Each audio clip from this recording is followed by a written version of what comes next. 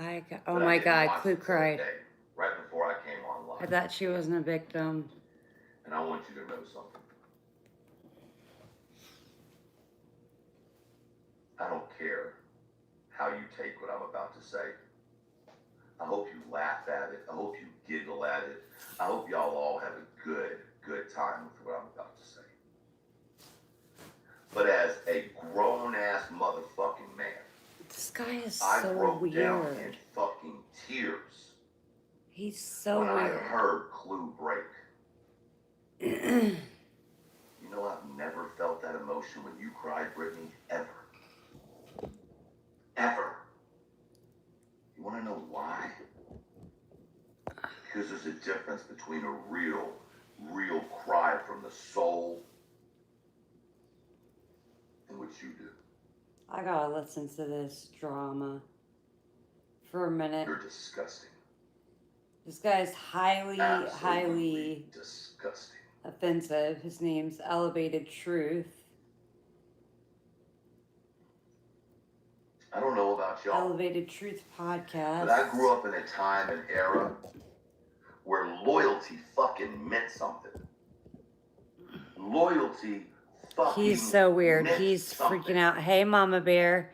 Hey, And some of Retro. you Justin motherfuckers Retro. out here just stabbing people in the back, left and If right I for can't clicks and see views. you, it's because That's you're what too your far. loyalty is? But I'm You gonna do friends some with someone commentary just on to this. stab We're them gonna in the chill. back? That's the kind of life that you find valuable? That's the kind of life that you enjoy living? Dude, if my fucking What bank account the keeps fuck messaging me is saying wrong I'm broke, with bitch, you? I know I'm broke. Shut up. I mean, I'm just barely broke. I can live, but my bank account's like, oh no, Y'all say we you can't declined have that. loyalty on YouTube. The fuck you say? Other people's actions don't get to determine my loyalty. My loyalty is determined on Truth, my actions. he is How a I douchebag. choose He's not to right. let somebody access more than skin deep. Whether it be on YouTube or in person, whether it be through mail or whether it be through a relationship. Oh, you know what? Through mail. Let's not forget the fact that he literally wanted to entice people, incited people to send federal mail, gag gifts and animal poopy to Brittany and her husband. Let's not forget that incitement. Can I get a thumbs up? What? Here's Ditto in the house. Say hi, Ditto. Say hi, Mr. May. Say hi, Mr. May. Here comes 11 Kitty.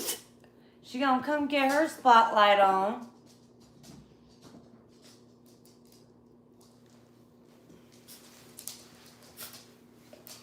I think we got everything.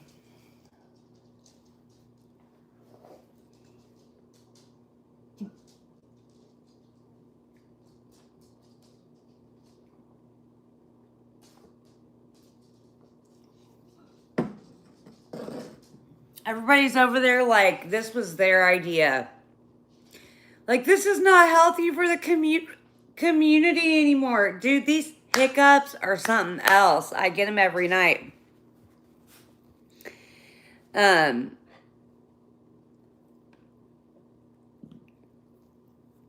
I know, she talks a lot. Hey,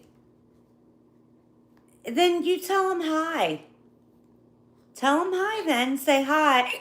I'm Ditto.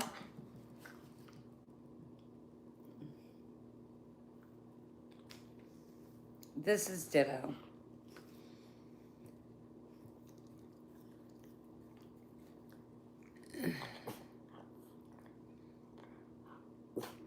So, speaking, can you listen to Mobile by Avril Lavigne? No, I'm not. But what I will say is that after I get done listening to this trash, we're gonna turn on George Orwell. quiver. Loyalty doesn't shake. Loyalty doesn't break. I want to thank my friend White Lotus, and please, everybody, all y'all do is go after one. Put some love in the chat for my friend and mod White Lotus. She's having a surgery. Well, fuck, I probably shouldn't say all that, but anyways, she's having a procedure that helps her, and I'm worried, and so I should shut up. She's probably asleep, but it's just in a little while. So if you can send good vibes to Lotus, that'd be cool.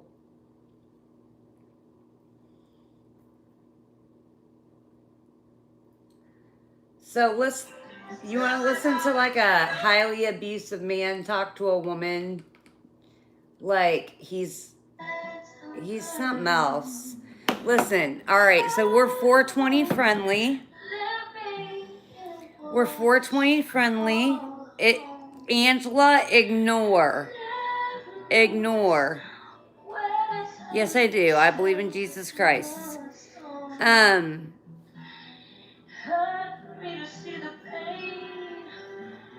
Yeah, pray for her and send love her way. She'll be all right. She's prepared. Everything's good.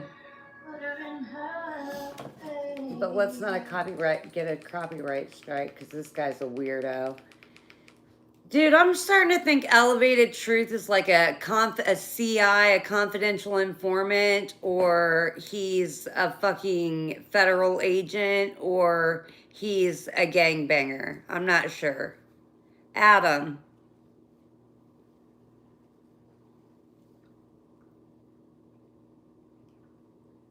And he's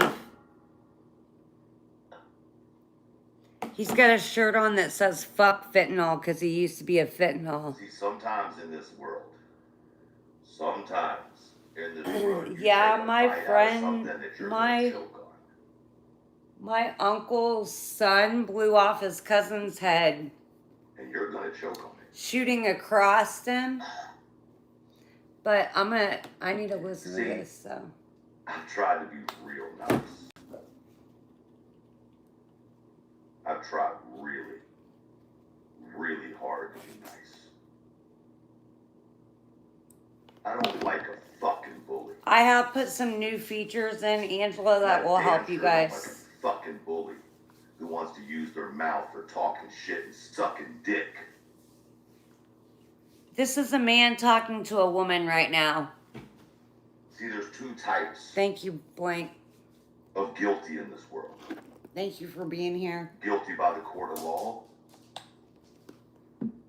And guilty by the words of the person who said what you did. Now, I did put some restrictions in Google. And then you want to come on. Show myself? I mean, are you okay? We're just doing a sleep stream. Bitch. This is what people do before the end of the night. They do their self-care. You want to talk in the background. I already cleaned. Like you're a big bad man, you fucking pussy. My face. You want to hide behind lawsuits, you fucking bitch. But let's listen to this guy, guys. You want to walk around like your shit don't stink and want to threaten people with weapons, you bitch. You nasty. I missed the spot? Okay. Human piece of fucking shit. I don't know why they're so dirty. They have a problem. Waste of fucking oxygen looking motherfucker. But listen to this guy. He's talking to a man and a woman. You feel real big pushing around women, don't you, you fucking bitch? You feel real big threatening women, don't you, you fucking coward? This guy went viral a month ago because he was like trying to beat up a veteran on like the day of the service, like the army. Maybe that's why she didn't press Hi, charges Jinxie. because you lose your little guns, you little weak bitch. They're Sims they never seen. Well, that's why they're here, Blank Screen. And, you know, We utilize that to the advantage. I'm good, Jinxie. How are you, honey? Y'all think this is a game? Y'all think For some reason, this like Stray Kids thing has come up. I don't know. It's kind of funny, but I gotta look it up to see what's going on.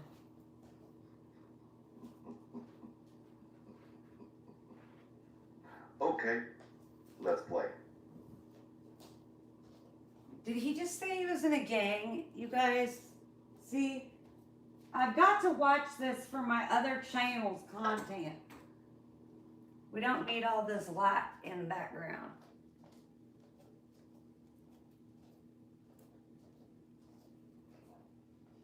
You guys are making this super hard for me.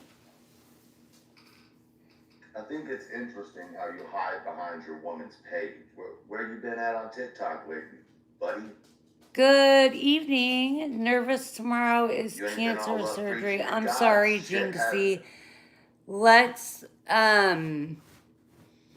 put some good respect, Samuel, from Midwest America. It's straight in the middle, Missouri. I think someone needs to look into you, buddy. I think someone needs to look into you. Oh, yes, I do. Ditto's digging. Yes, I do. But the setup will change here in a minute. I think you might have fucked up when you threatened to pull guns on people. See, I think you might have fucked up there, buddy. And I wouldn't be surprised if you got a So if you guys don't know, on your door. I wouldn't be surprised. Neither. Well, thank you. I wouldn't be surprised in the slightest. He's saying that somebody's probably going to come to Brittany's and Craig's front door today. Guys, my name's Moon. This is Minimalistic with Moon. You are a fucking disgrace. I am a creator in a different sector of YouTube as well. And I'm listening to this guy. It's the true crime sector.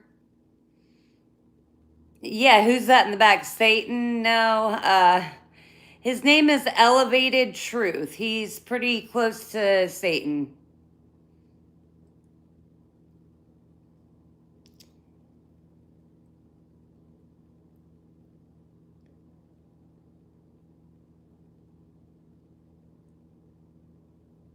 I can't give you $2. I don't like him either.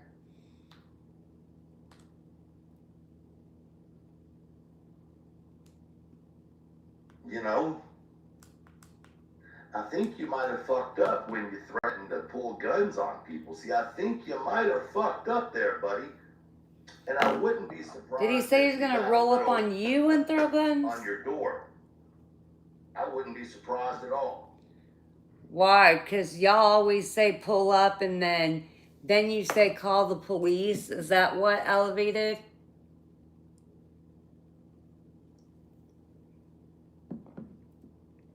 I can't shut my mouth. I cannot shut my mouth when it comes to this. I do see you.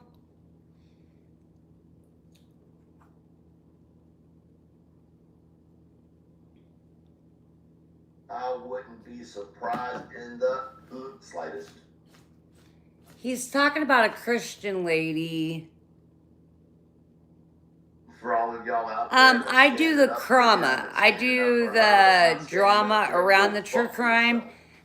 Like this guy, he's picking on a true crime creator. And if you feel like I'm talking to you, strap that fucking stiletto on and break that bitch.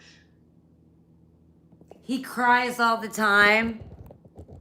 He goes by Elevated Truth. I may not be the kind of platform you want to watch. I may not be the show you want to watch. But I'll tell you what I won't do. I won't put my hands on a fucking woman, you fucking coward. You are Dipsy?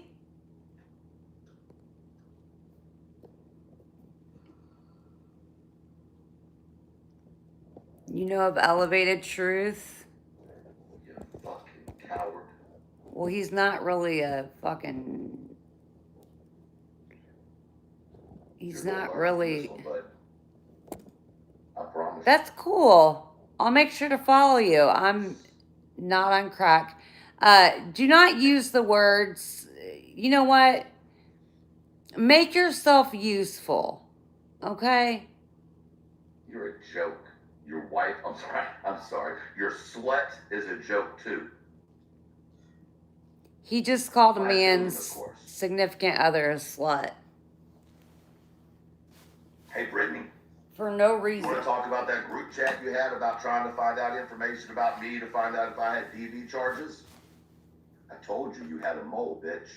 No, we just wanted to know why you were so enthralled and intertwined with Clue that's involved with the parents of a missing child. That's all we wanted to know. We just wanted to know how you got so close to the situation. This is the missing child. His name is, he's from Tennessee.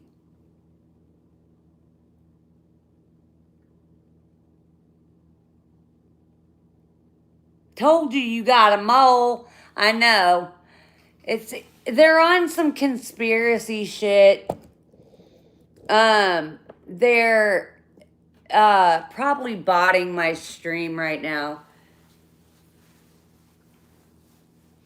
If you're real and not a bot, put a star or a moon in the chat. A moon or a star.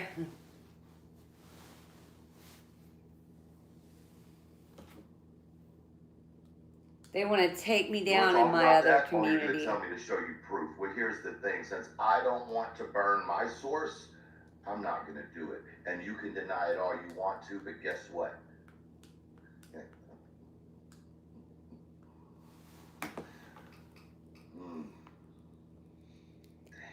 Oh, you're all bots, huh? Damn. Move my ankle. Cheese? Ooh. Please? I think you let that $2 tongue overload that 50 cents ass. So you guys are all bots? Weird. Remember. Or not, or you're a real person. Profit. Oh, now he's going to talk about, like, religion and stuff. About that. Taxes. Man, taxes are a motherfucker. Did y'all know taxes were a motherfucker? Taxes are a motherfucker. Gonna try to insinuate that they're gonna try to wrap around taxes. I got all the things on. I got pants, underwear, everything. Nobody's catching me down bad. I got a long sleeve shirt on.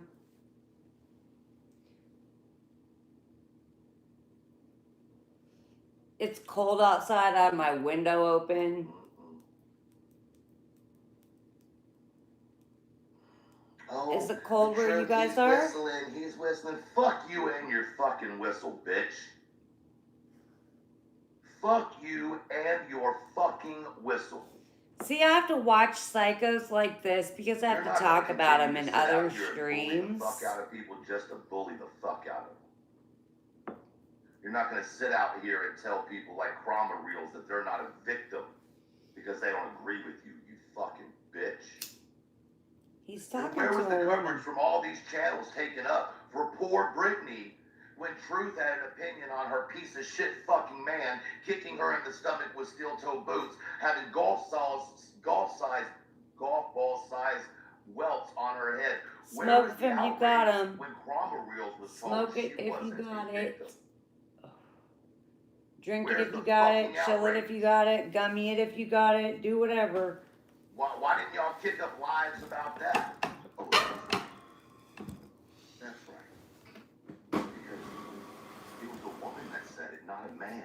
And y'all are some man-hating motherfuckers, but seem to show love to a man that can't keep He his acts fucking like hands we're to fem himself. cells Remember or last something. Like, December? dude, no. Miss, he doesn't have We're not women fem children. cells, sir. Do you remember last You December? wish. Do we need to bring the receipts to the table?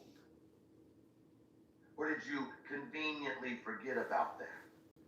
He's touched. He's slightly What was touched, it, a year or guys. something ago? He's not a When real you had to man. leave again?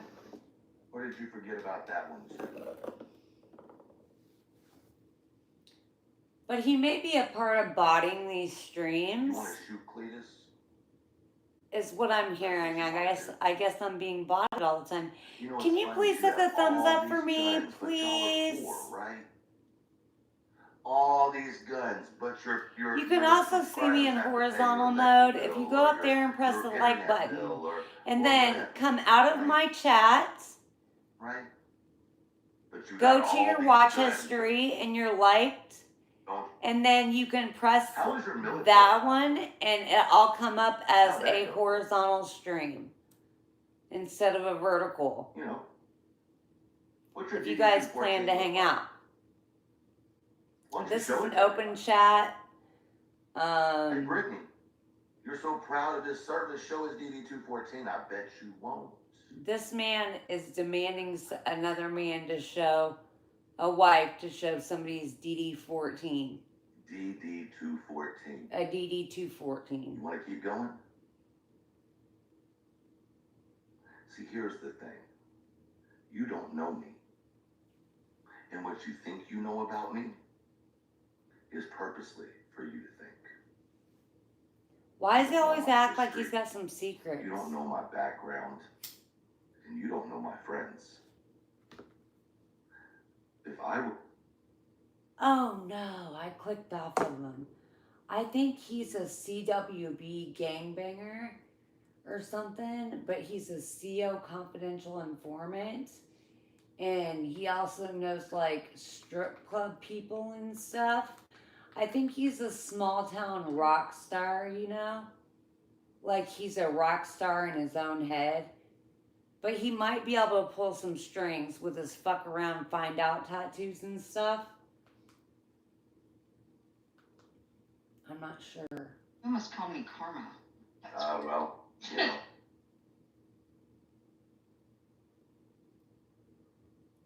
He's also frequently got a guest on there that is a porn star. They haven't told Because she lends him the credibility, business I guess. because they have a little bit of common courtesy.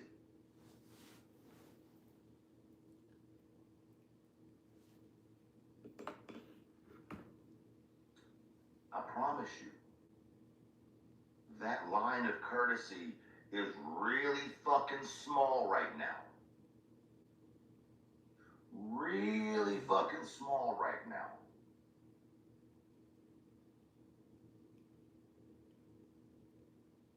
These morals that y'all stand on, that y'all say you stand on, that everybody's supposed to live up to, only protects you fuckers. Because when y'all go and do the same shit, y'all get together and then take up for each other and feared off all of the bullshit. No, that's you, crazy man. We're getting ready to turn on Orwell here in a minute. This guy's a crazy guy. Tired of it, man.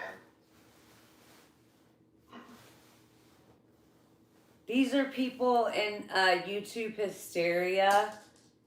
And I don't know if you guys have ever belonged to any other community, but these people are in hysterics. Your mouth, your disgusting Over rhetoric, nothing. your They've racist literally opinions, your sexist opinions, your homophobic opinions. freaking out because they're thinking they're going to have to go to also court. tired of these weak-ass motherfuckers standing up for you bitches. Shut This is up. the real world. 2025. You're a bitch. We don't stand Don't for say that to my face, bullshit. elevated. But it is obvious to me that there are a lot of people that do. And shame the fuck on you. But to those of you who are here supporting, thank you for coming to support the sleep stream and also the Orwellian The George Orwell narration we'll have in the background soon. You're fucking with people's real lives. You know that, right? But this is like about death threats and stuff, so I have to catch up with this really quick. And then we'll turn George Orwell on. In this world, let alone on these fucking YouTube streets. Some of us eat, sleep, and breathe outlaw. He's an outlaw. He's a criminal. Just some of us who graduated to being real men and women and knowing that sometimes, just sometimes, you gotta fall in line. You gotta have a little bit of respect, a little bit of humility. I think you're a criminal. Neither one of you fucking cowards have it. I'm pretty sure you're a criminal with Fapo on your fingers. Fuck around, find out, but it looks like to Fapo. Stand up against this shit, point blank and simple. If I showed you this guy, cancel me, take my fucking channel. I don't give a motherfuck. Take it all, he but says. This shit, this threatening people, this bringing guns to the table, this obsessive need to fucking tell people to do what he's always running around with a gang sign in the back, too, like he belongs to a gang. The walking embodiment now of he's a victim. Demon, you piece of shit.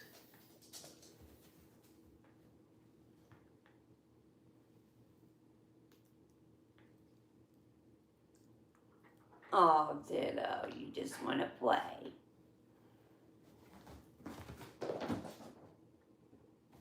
And what are y'all gonna do? You're gonna play my live for the next 5 days. You're gonna dig into my life and try to find anything. Nobody cares about who the fuck you are, idiots. Because the man I am today is way better. We already got you. Everybody already got you pegged. Is 1,000 times better than the man I was 5 years ago, or 10 years ago, or 15 years ago, or 20 fucking years ago.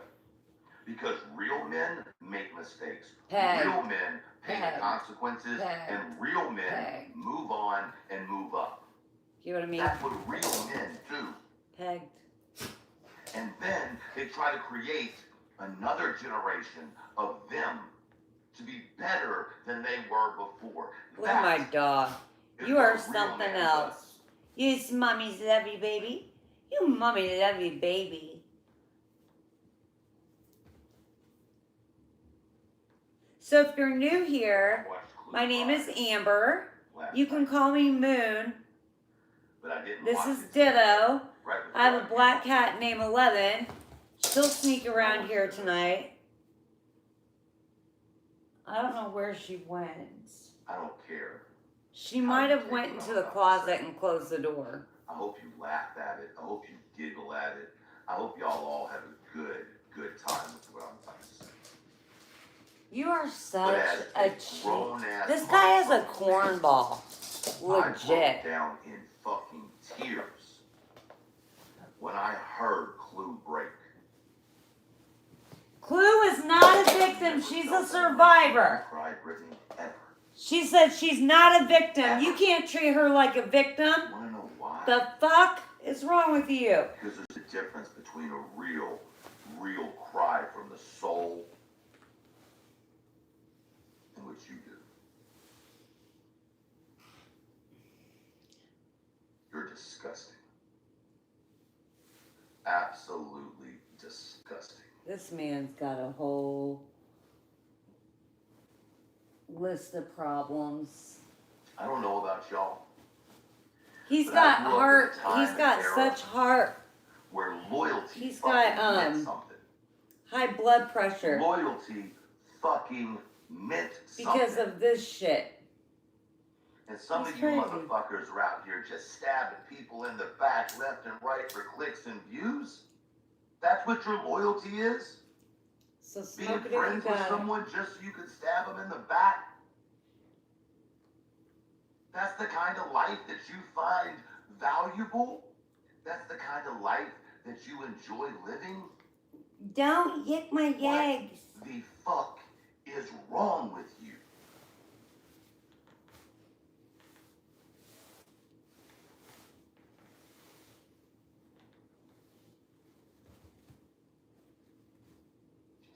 say you can't have loyalty on YouTube.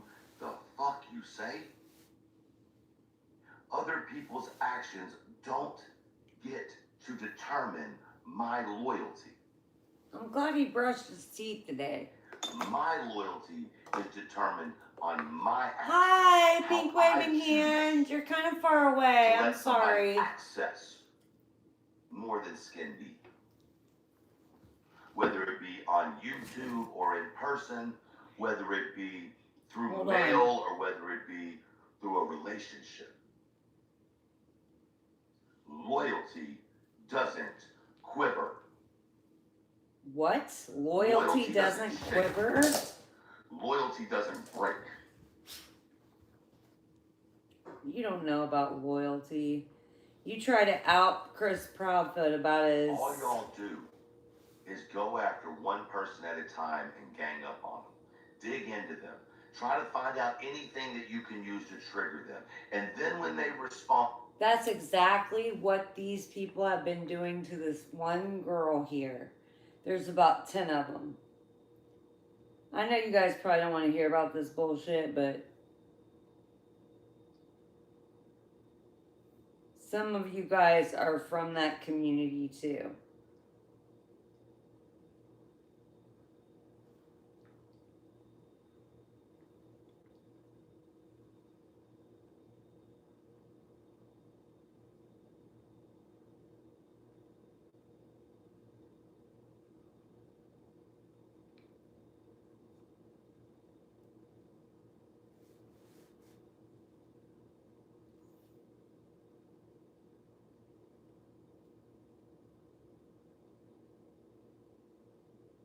Okay.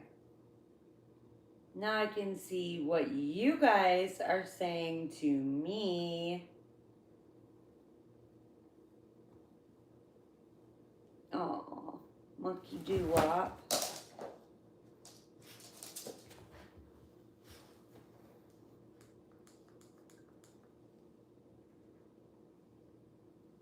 You act like the fucking victim. Where was the victimhood when he was kicking you in the fucking stomach? Or did that even happen?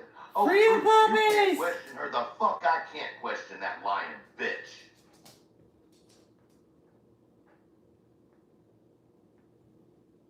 What the fuck She lies is about this? everything on these YouTube streets.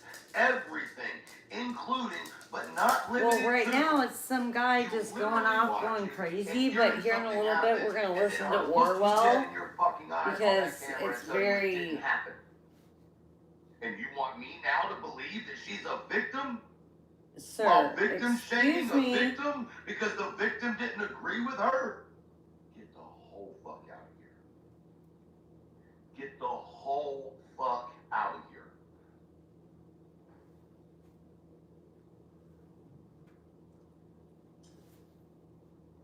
I know you're watching right now.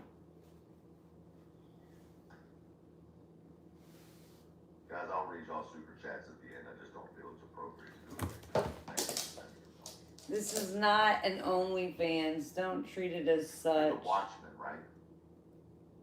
The Watchmen. What are you watching? If you want to gift me, though, you can always do that Who are you watching? on my link tree. How does it feel to be the one that's watched? I don't know, Callie. Yes, Tony. No. Jay. Do a 360 of what?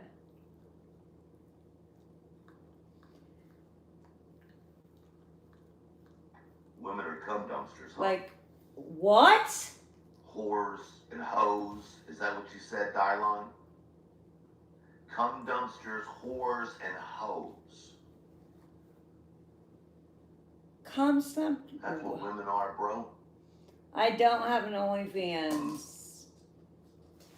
Makes sense why. Not really meant for that. Anymore, doesn't it?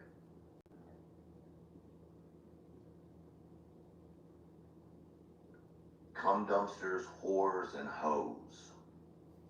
This man is out of his Your damn words, bud. mind.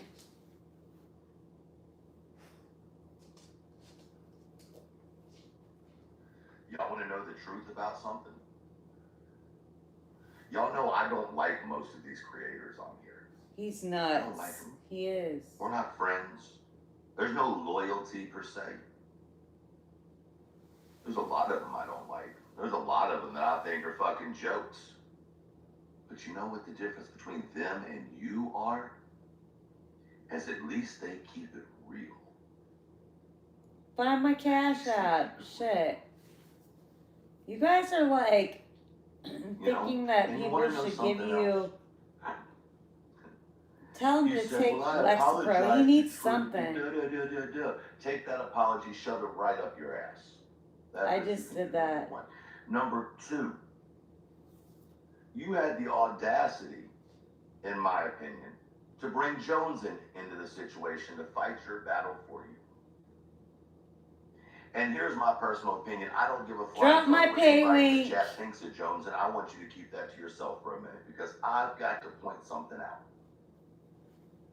You know what? In my opinion, Joneson won some respect from me. Not that she needed Do a it or deserved it, 360 in my body? Are you but kidding? because she went and made a post and apologized to me. Truly apologized. I Not just a 2-word stood up. apology, Rewind. Not a 3-word Rewind. apology, but a whole fucking paragraph. I've been standing up and I've walked A around. whole fucking paragraph. Now, some people might say, I wouldn't believe it. It's not for you to believe. It shows me that at least you have enough respect. No name brands. And I appreciate that. Don't so be on mad. my platform, Don't hate. I'm going to say thank you to Joneson for making and doing that for me. I think it's funny. Truly. Like, this I is a different appreciate it. kind of stream. We may see, different This is not views like on being things. sexual People I or might associate anything. with may not The like people you. who That's think cool, of this not my as being problem. sexual, that's your problem, not But I do mine. appreciate you making the post, and I do appreciate for you extending the olive I'm branch more for a than future dressed. There's conversation. ladies on this platform with stripper See, poles there's one thing that we need and to do. triangles covering sometimes up their we need to bushes, recognize okay, when with their people do ass things cheeks the out. right I'm way, okay. even if we don't like them. The same way that we are quick to point out when people do the wrong things. Cat's name is 11. Because that is the adult human thing to do. That is the decent thing to do.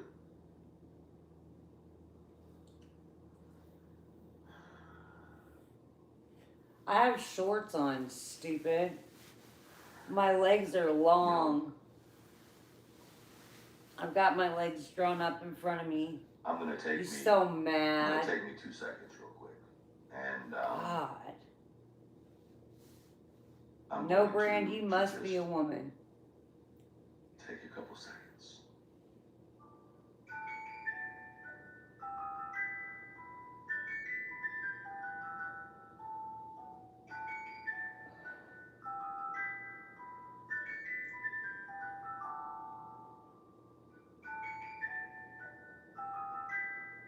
Do a split. Pussy pop on a handstand. Can you turn around?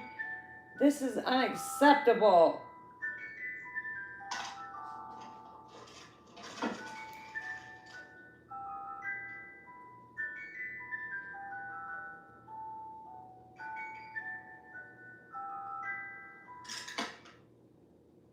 Oh, it's creeping its hand out.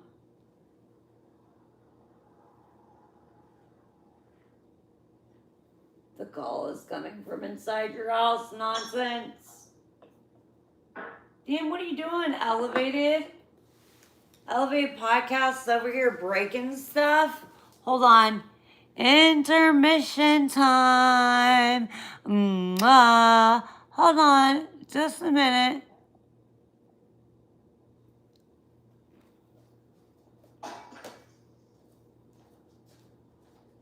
He's having a hissy fit destroying things, you guys.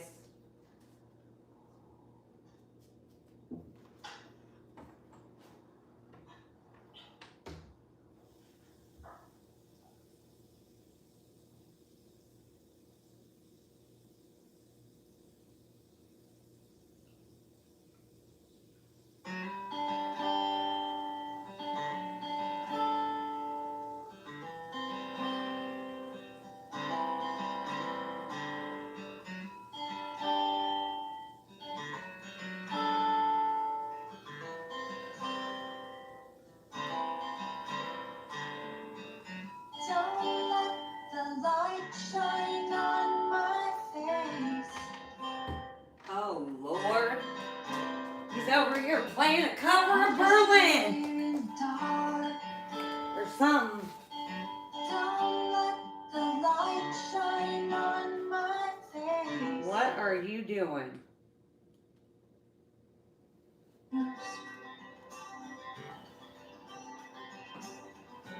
It's no longer a threat, it's a fact.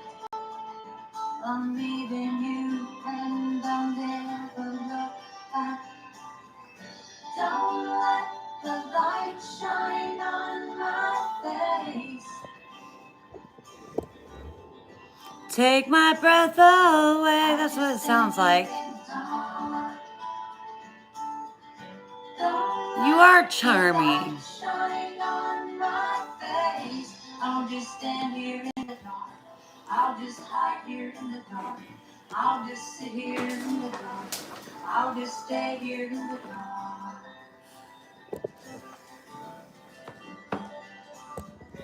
I'll just stand here in the dark. I'll just I'm hide here in the 5'2". dark.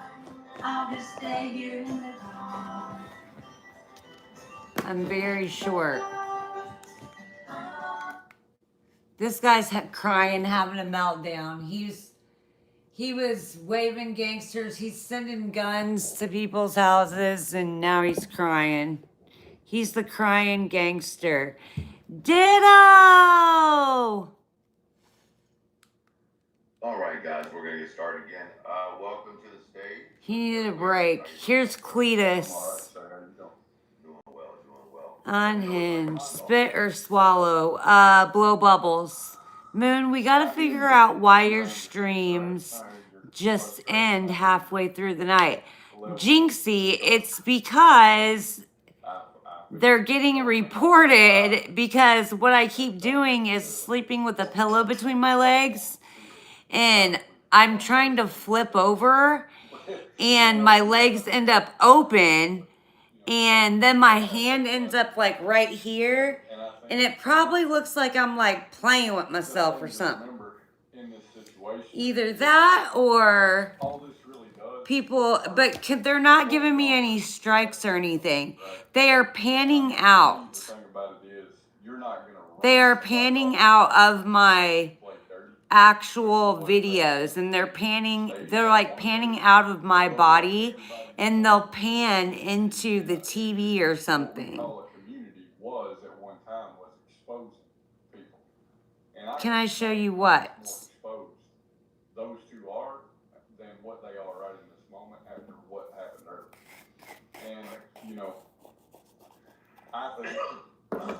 So YouTube, they're ending the live because I'm not meaningfully to be, you know, but they understand what it looks like. But I'm not getting in any trouble or anything. It's the position, right?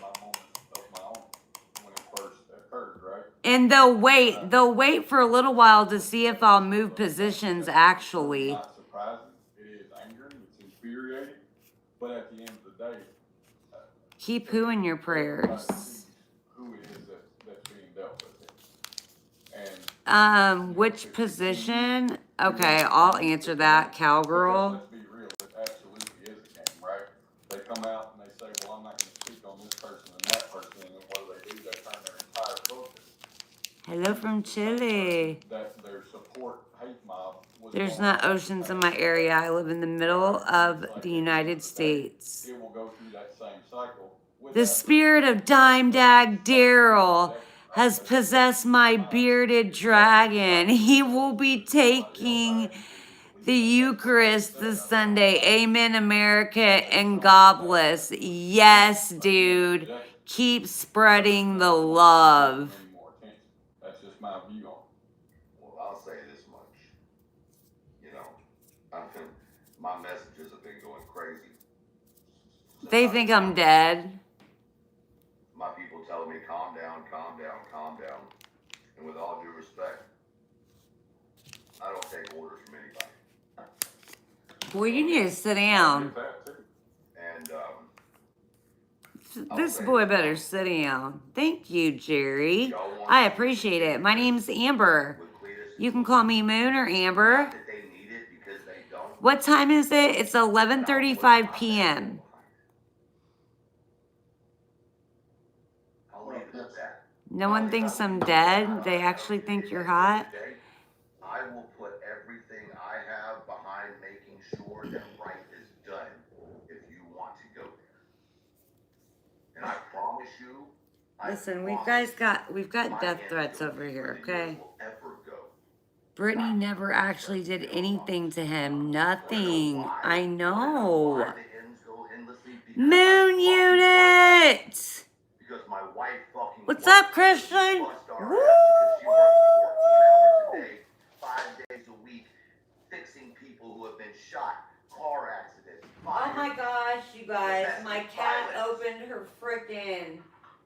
You guys, I am dead. My cat opened the bottom drawer and made herself like.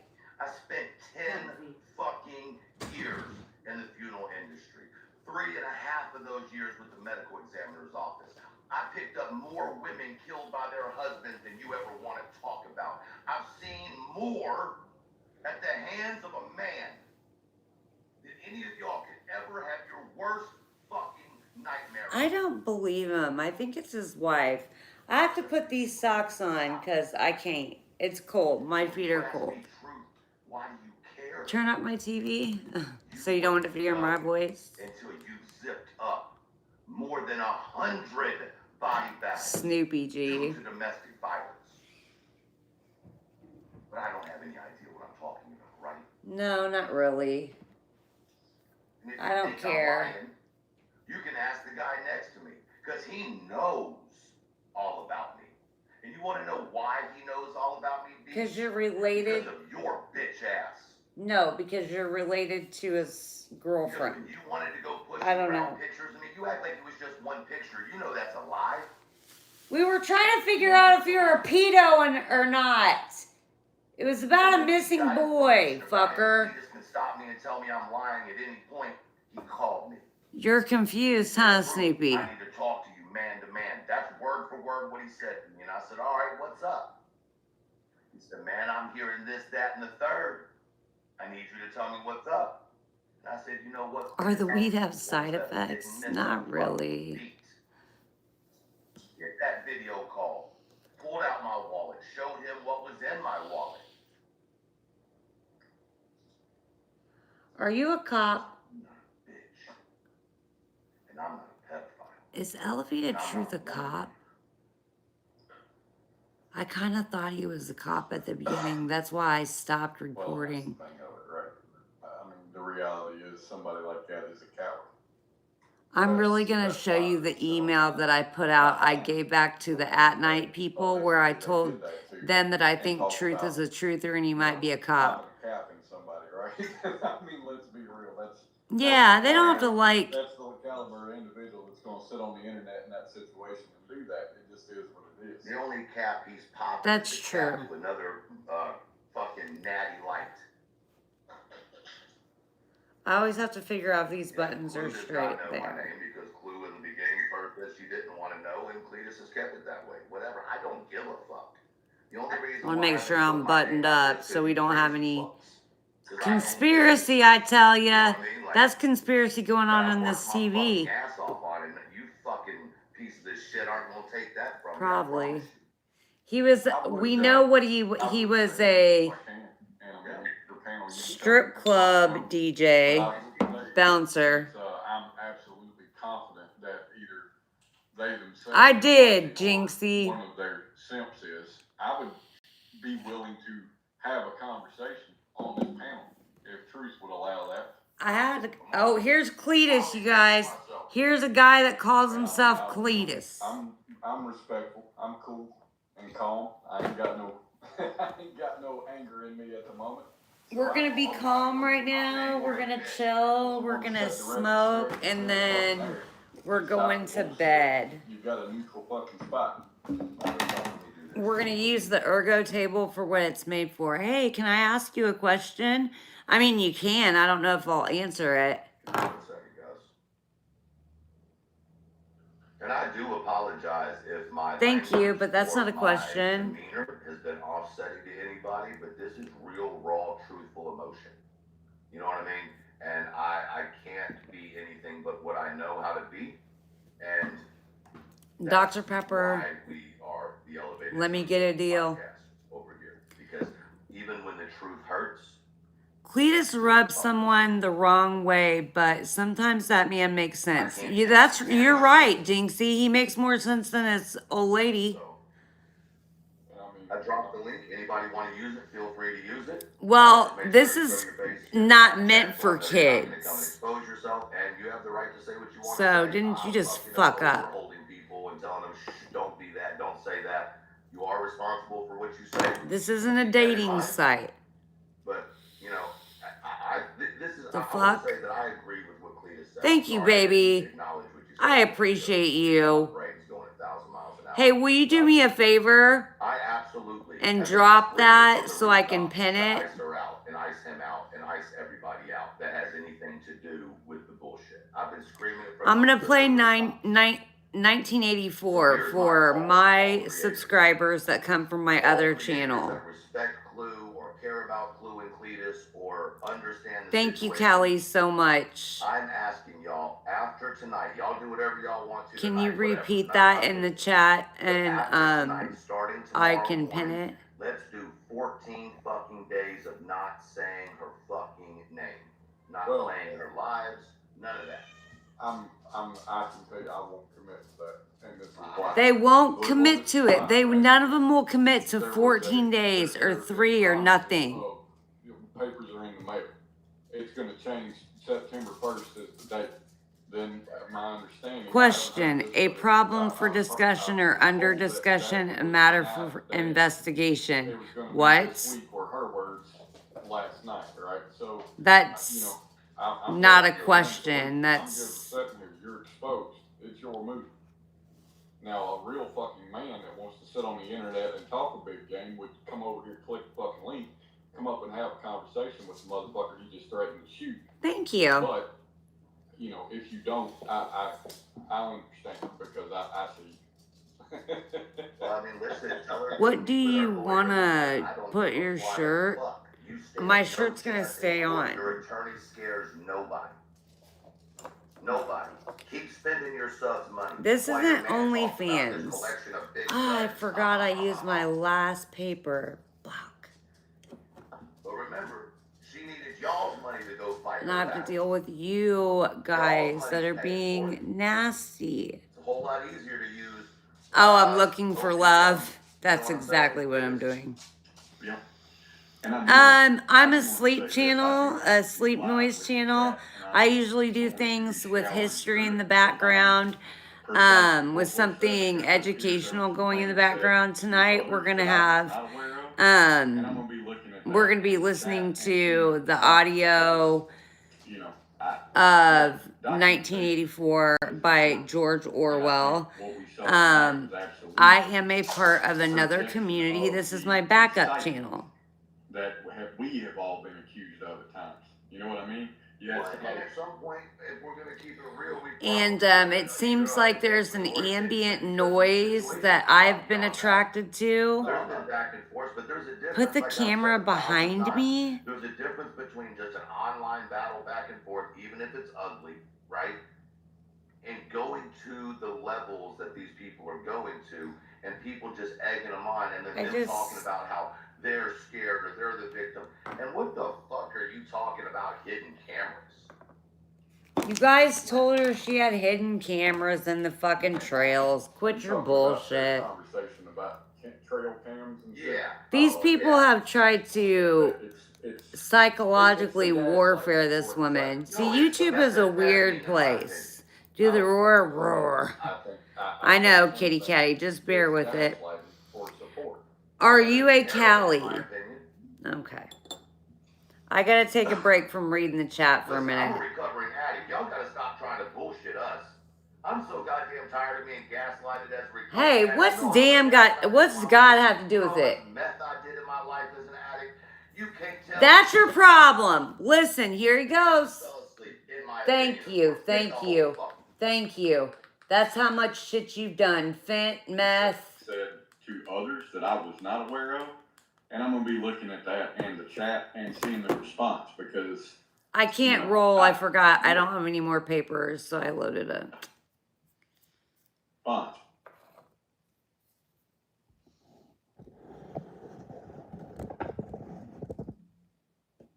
Yeah, documentation.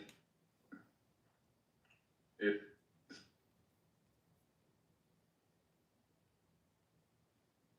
cutting out, buddy. Why I face my screen to the thing and it cuts out? Ain't that some shit?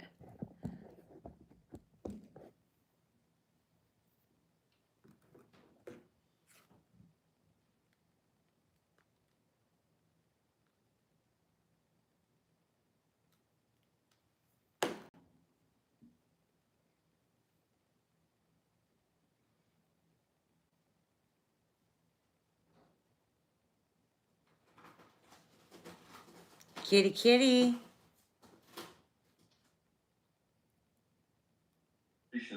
is important. And I think what we saw tonight was absolute projection of the incitement that we have all been accused of. Cheers. You know what I mean? Yes. Smoke it if you got it. Keep it real. We Drink it if you got it. Unintentionally or intentionally because of the situation. I'm not beyond that. No, we're all adults here. That lighter is toast. There's a difference between just an online. My cat's running around like a fucking mad woman. Right? I'll show her to you here. She keeps on. People are going to, and people just egging them on, and hey, 11, about how they're chill out. Or they're the victim. And what the fuck are you talking about? Hidden cameras? What? What? Are you talking about their conversation? Holy Grail Kush? Yeah. Oh, yeah. I'm smoking some wedding cake and. It's the gaslighting for insight. No, it's the wedding cake. in my opinion. I don't think so. I personally think it's gaslighting for support.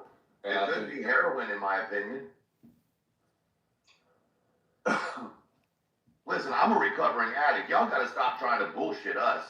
I'm so goddamn tired of being gaslighted as a recovering addict. You know how much heroin I did in my life? You know how much meth I did in my life as an addict? You can't tell me. That's them see, it's always about somebody pushing the projection off about themselves. Over it, man. It's like there's nowhere else in our lives we would allow somebody to gaslight us like this. Yeah, no shit. I would never let you gaslight me, not even on the internet, you fucking troglodyte. And that's why I say, ice them the fuck out. You got that they've made it. Ice them the fuck out. We don't have any more argument. Especially when showing fucking receipts of the bullshit that they claim. If they're going to hire an attorney, the one thing an attorney absolutely has to have for any action, including attempting to take down YouTube channels, is receipts. So I encourage you to deliver on your fucking commitment. I encourage you to find out what the Honor Network is, Who sir. puts aluminum foil on their windows? Nonsense. Junkies. You're a swamp donkey. Who covers their windows constantly with things you can't see in? Junkies. Junkies? Who has a completely disgraced yard that lets it grow out of control? Zero. Junkies. So I'm not saying anybody's a junkie, but I am saying there is junkie-like activity going on. Dude, bro, you're fucking smoking a joint. You sell fucking $3 t-shirts on the internet, and your wife bitches at you every day to contribute more to the fucking household. You just said you did a litany of drugs, meth, fent, all the shit, all coke, crack. You used to be part of a gang. Something's wrong with you, bro. To bring your chicken shit ass in here and click the fucking link, we can have a conversation, because I'm... Oh, bald-headed, cupid ass looking motherfucker. Junkies. So I'm not saying anybody's a junkie, but I am saying there is junkie-like activity going on. I think they're brother and sister or something. Not to switch gears again, but Trisha just made a really good point, right? Chronicles Trisha made a City point. is the one that started this with their fucking comment in the chat that, you know, in my opinion, is a fucking lie. If you got the fucking clip, by all means, provide it. But I will say this too. since you incited this fucking horse shit, and I know you've been on panel, I've heard your fucking voice. I would encourage you to bring your chicken shitted ass in here and click the fucking link. We can have a conversation, because I know you got a lot of fucking hate for my ass. And I would love to hear it. I would love to hear it straight out your mouth so we can discuss it. Cletus. You tell him. You tell him, boy. You tell him. In all girl drama. Well, the thing is, there's no point in expending any energy toward them until they take the fucking action that disproves them from being the fucking cowards I'm old. shown to be. Cowards and fucking liars. Every fucking one of them. You will not stand 10 toes down on your goddamn convictions, because at the end of the day, your convictions waver with the flow of fucking money. And you can sit here and gaslight and say everybody else is that fucking way. You're a liar. It's everybody else. Get the fuck out of here with that lie bullshit. Nope, that's you and elevated truth. You do not stand on a motherfucking thing. And when you need support, when you need something, you will rally behind the shittiest motherfucker out there for fucking attention. And that is a fucking fact. And everybody that is worth their fucking salt sees it and don't give a fuck about none of it. But if you want to have a conversation and change that, now would be the fucking time. I mean, when was the last? They're all out of their mind. If we looked out my window, they've abused her for over a year. Now they've turned it into she's the abuser. Because she's now taking legal action. I'm not fucking kidding. I say, damn, T-Rev got motivated. I just have an email about a link. Can somebody drop a link to my link tree in the chat, Callie or Jinxie? I just got an email from you wanted to protect the attacker and turn it. See, this is what's David? so mind-fucking to me, because I understand psychology. You literally... No, you don't. You make shit up. You make shit up. He does psychology. This motherfucker just went viral 2 months ago, or how many months ago, trying to fight an old man because he was worried that the old man made a sexual remark to him. I mean, the dude went viral for being at the Washington, D.C. It's unfucking real. This guy has problems.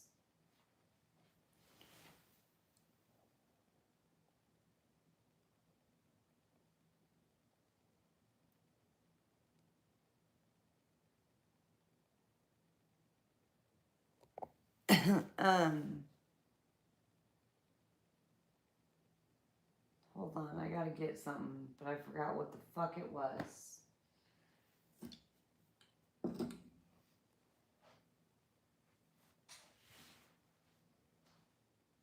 Well, that's what happens when you get old.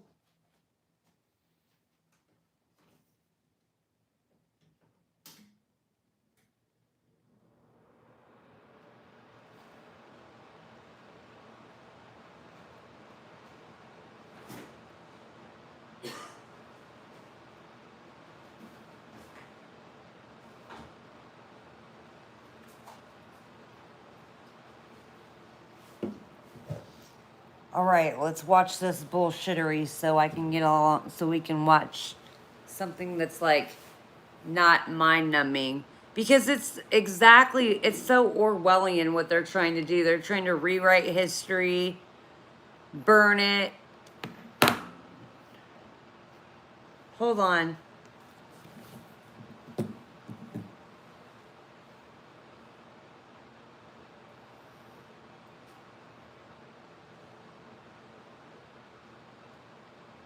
It's not a big deal. They just asked for it.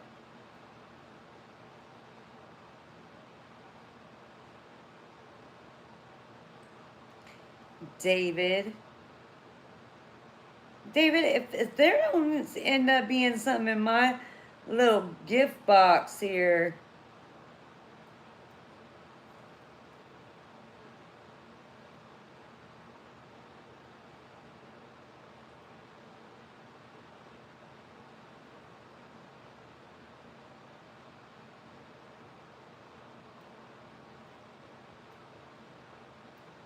These people will be playing with your emotions. They're like, we love you, we want to give you something, and then you never get a thing. I ought to put my wish list on there.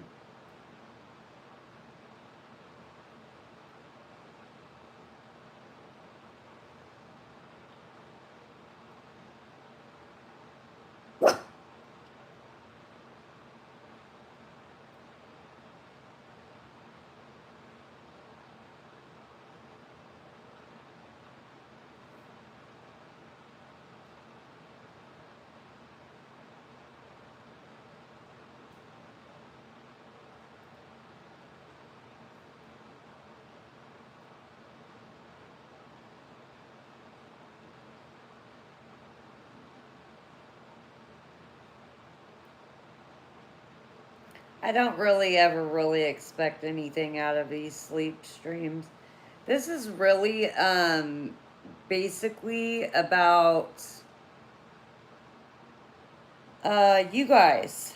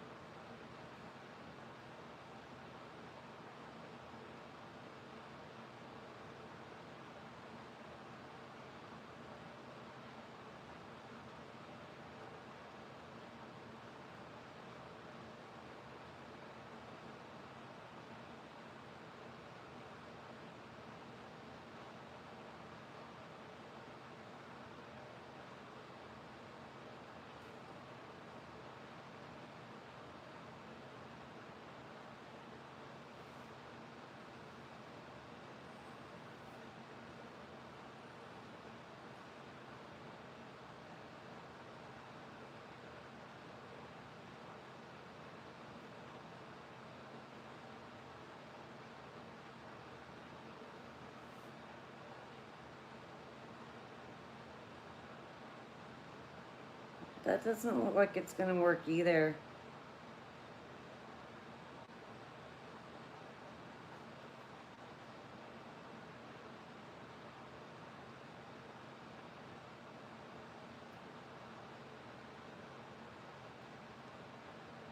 It's always the thing with this, really.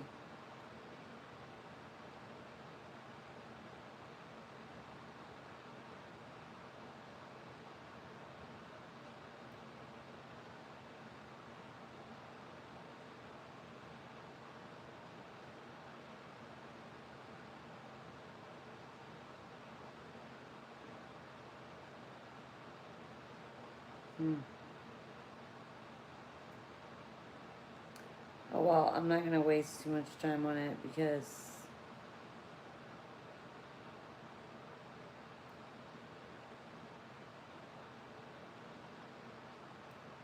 it's not that big of a deal.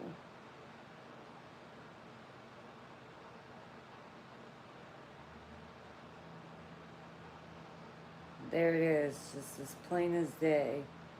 Where do you live, my dear? You are very beautiful. I live in the Midwest of Missouri.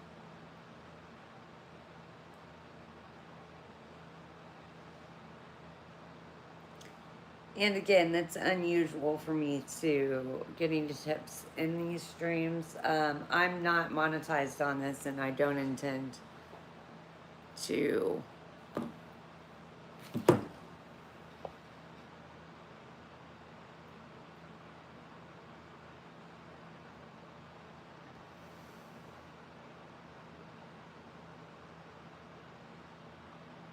You're more than welcome to stay here for free. Again, if you push the like button, you can go into your watch history and your liked views, and you can turn this vertical into a horizontal stream. Thank you, Jinxie. And then made it about you to take the heat off of your attacker, and then played the victim card when in fact you told me, here's what I don't understand, Beach. Why was it so comfortable for you to tell everybody about your birthday story? But you couldn't That's a tell anybody sexual about assault. Craig whooping your ass. It's okay to tell everybody about your trauma when it comes to your birthday story. But it's not okay to talk about your trauma when it comes to Craig beating you. It's okay for you to have a whole live about, oh, what happened on my This birthday. is dangerous. And you did 2 different lives, I believe. One you told about a birthday story that was, or a story that was, you know, consensual. And then you told the almost identical story the next night, but said it wasn't consensual. Hey. And then you had a whole live about it. How are you, the Resident Evil Everybody tell AMC? you how sorry they were to you. So it was discussed. That trauma wasn't a big deal as far as everybody knowing. But when it comes to him putting his hands on you now, that We hit trauma, 1K that last trauma's night, How's that or the possible? night And if you before. show the receipts to and the reason for confusion about a situation, you're victim shaming, right? Right. And we are You can't growing talk very about it, even though quickly. it's discussed on a public fucking panel, and you can't talk about the questions you have Ooh, about the you can different scan stories, that or it's code. victim shaming. Miss me with all that bullshit. You're no fucking victim, and neither is your fucking man. But You're both weak. You're both fucking cowards. Neither one of you Hold have got on, the let me fucking get this spine off to here. click the goddamn link and have a conversation and put this shit to fucking bed. Neither one of you have got the spine to go to that fucking attorney and file a goddamn lawsuit. Neither one of you have got the fucking spine to do a goddamn thing. You get out of here on this internet and say What does you're God gonna have fucking to do do with because this? you're What both is fucking it weak. noises?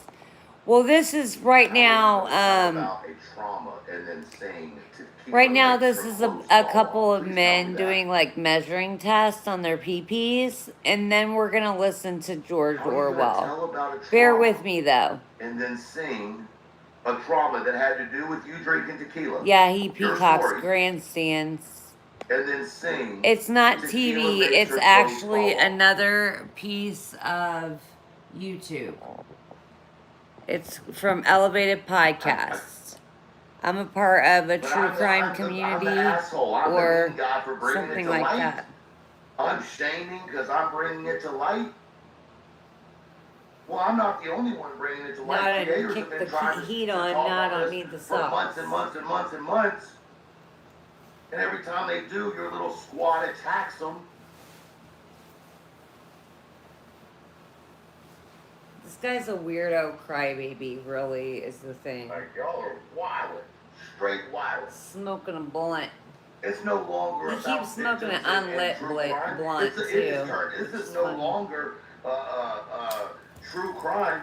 It's motherfucking BJ's show. BJ and Craig. The prophet who likes to profit off of beatings. You did it. In my opinion, of course. Well, it's gone from the They panel did it. talking about this isn't going to end until somebody gets hurt to being the same panel that's now communicating fucking threats. Blatant fucking threats, right? And it's like, you know, I mean, hey, I put my post out there. If that's what you feel like you got to do, son, you know where to find me.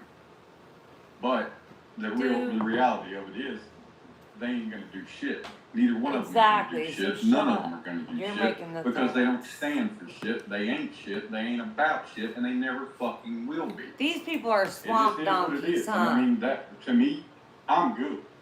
I'm good. I see all I need to see. I feel like they have exposed themselves trying to crawl that out of the fucking reality of what they are without facing the reality of what they are, without taking full, real accountability for what the fuck they are. It is what it is. I don't need to see nothing else from them. I would like to see the fulfillment of the last commitment that I'm ever going to give you the fucking time of day for. And Yeah, that they're is to sick. send a fucking papers. If you can't do that, you no longer fucking exist to me. Send me the It is what it papers. is. No, guys, I'll read the super chats at the end. I promise you I will, but I am posting them up. I just don't want to interrupt the conversation to do it. You know, here's the wild thing, Cletus, is I want this to be very clear before it's misconstrued or taken out of place. And if you've been watching my response to what I found out, from the moment I found it out, right, hearing the report, my issue wasn't that you are in love with a man who likes to put his hands on you. That wasn't my issue, right? Y'all want to hit on each other, beat on each other, whatever, that's y'all's business, right? This dude has a My serious issue problem. was he kicked you in the stomach with steel-toe boots. That was my issue. And I know that might sound crazy to some people, but I'm not. People have their They're own way of actually doing putting relationships, Brittany and in I'm not. That's jeopardy not my right place to now get if involved. she's But when with an you go abuser, for kicking real, for real. a woman on the ground, you fucking bitch. And I also want this to be very clear. My live tonight is about Craig, not BJ. Craig. And this is two men on a panel telling Craig, you're a fucking bitch. We're not going after a why woman. has it gotta We're be not ganging two? up on a woman. This is not about BJ. How come Craig, it this can't is be directly one? to you. You want to talk about bringing out guns and all this shit? Put your money where your mouth is. I say we do a fundraiser. This gets called out all the time. The difference is I have the means and the ability to put It's it a together. calla lily. Why don't you get in the ring, big boy? I'll tell you what. I'll get in the ring with you. I will tie my dominant right hand behind my back. I'm saying this public. Behind my back.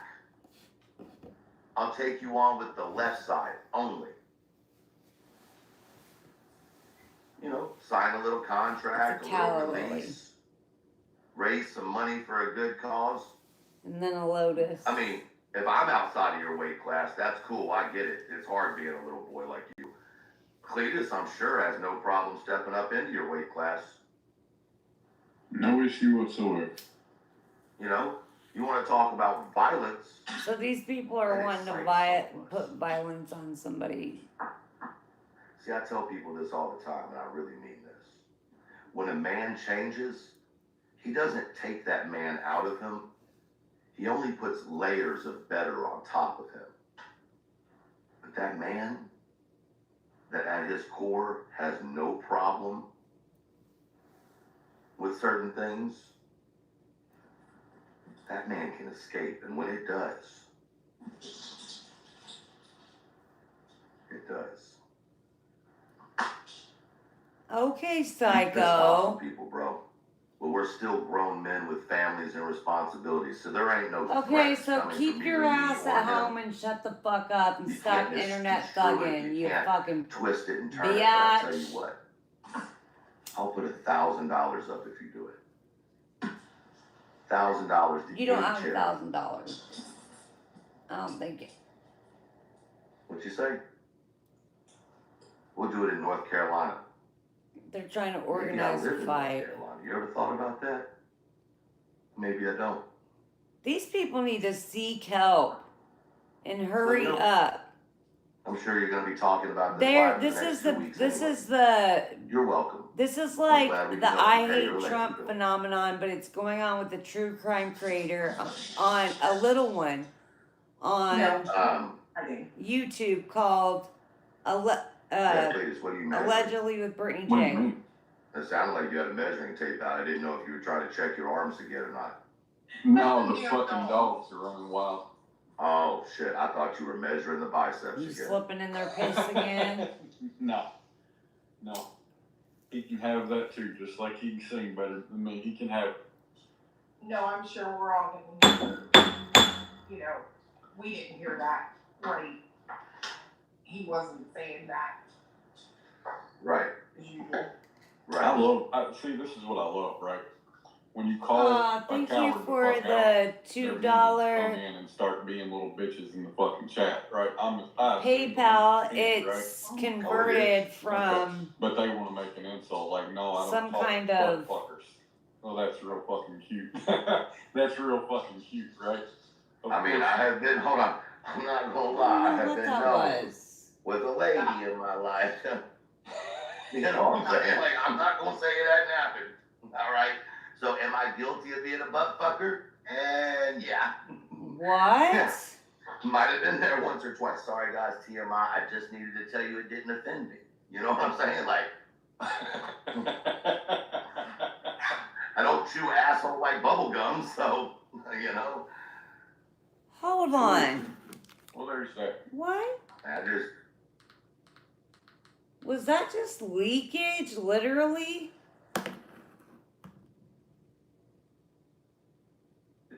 This is a man with that sounded like mental that measuring tape out. I didn't issues. know if you were trying to check your arms again or not. You're No, you're the from fucking India? dogs are running wild.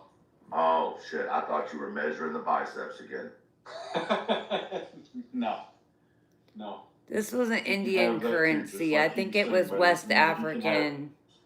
No, I'm sure we're all gonna hear, you know, we didn't hear But that. thank you for the Right. tip. It's very He nice. wasn't saying that. Right. You did. Right. See, this is what I love, right? When you call a coward the fuck out, their minions come in and start being I'll, little bitches in the fucking chat, right? I'll I give you believe my you can, email right? and Oh, it is. Okay. But they the. want to make an insult, like, no, I don't talk to butt fuckers. Well, that's real fucking I'll cute. give you my email That's and real the fucking response cute, right? to I mean, your. I have been. Hold on. I'm not gonna lie. I have been known with a lady in my life. Whoever You you know what are. I'm saying? Like, I'm not gonna say it hadn't happened. All right. So, am I guilty of being a butt fucker? And yeah. Is he guilty of being a fucking Might butt have been there fucker? once or twice. Sorry, Yes. guys. TMI. I just needed to tell you it didn't offend me. You know what I'm saying? Like, I don't chew asshole like bubble gum, so you know. Well, that's something you need to Cool. work on. Well, there's that. I don't know if I'm supposed to feel bad. Are you mad that you've never been a butt fucker? Like, are you? I should suggest you do it once in your life, okay? It's a whole lot different than what your mom feels like. So, you know. What?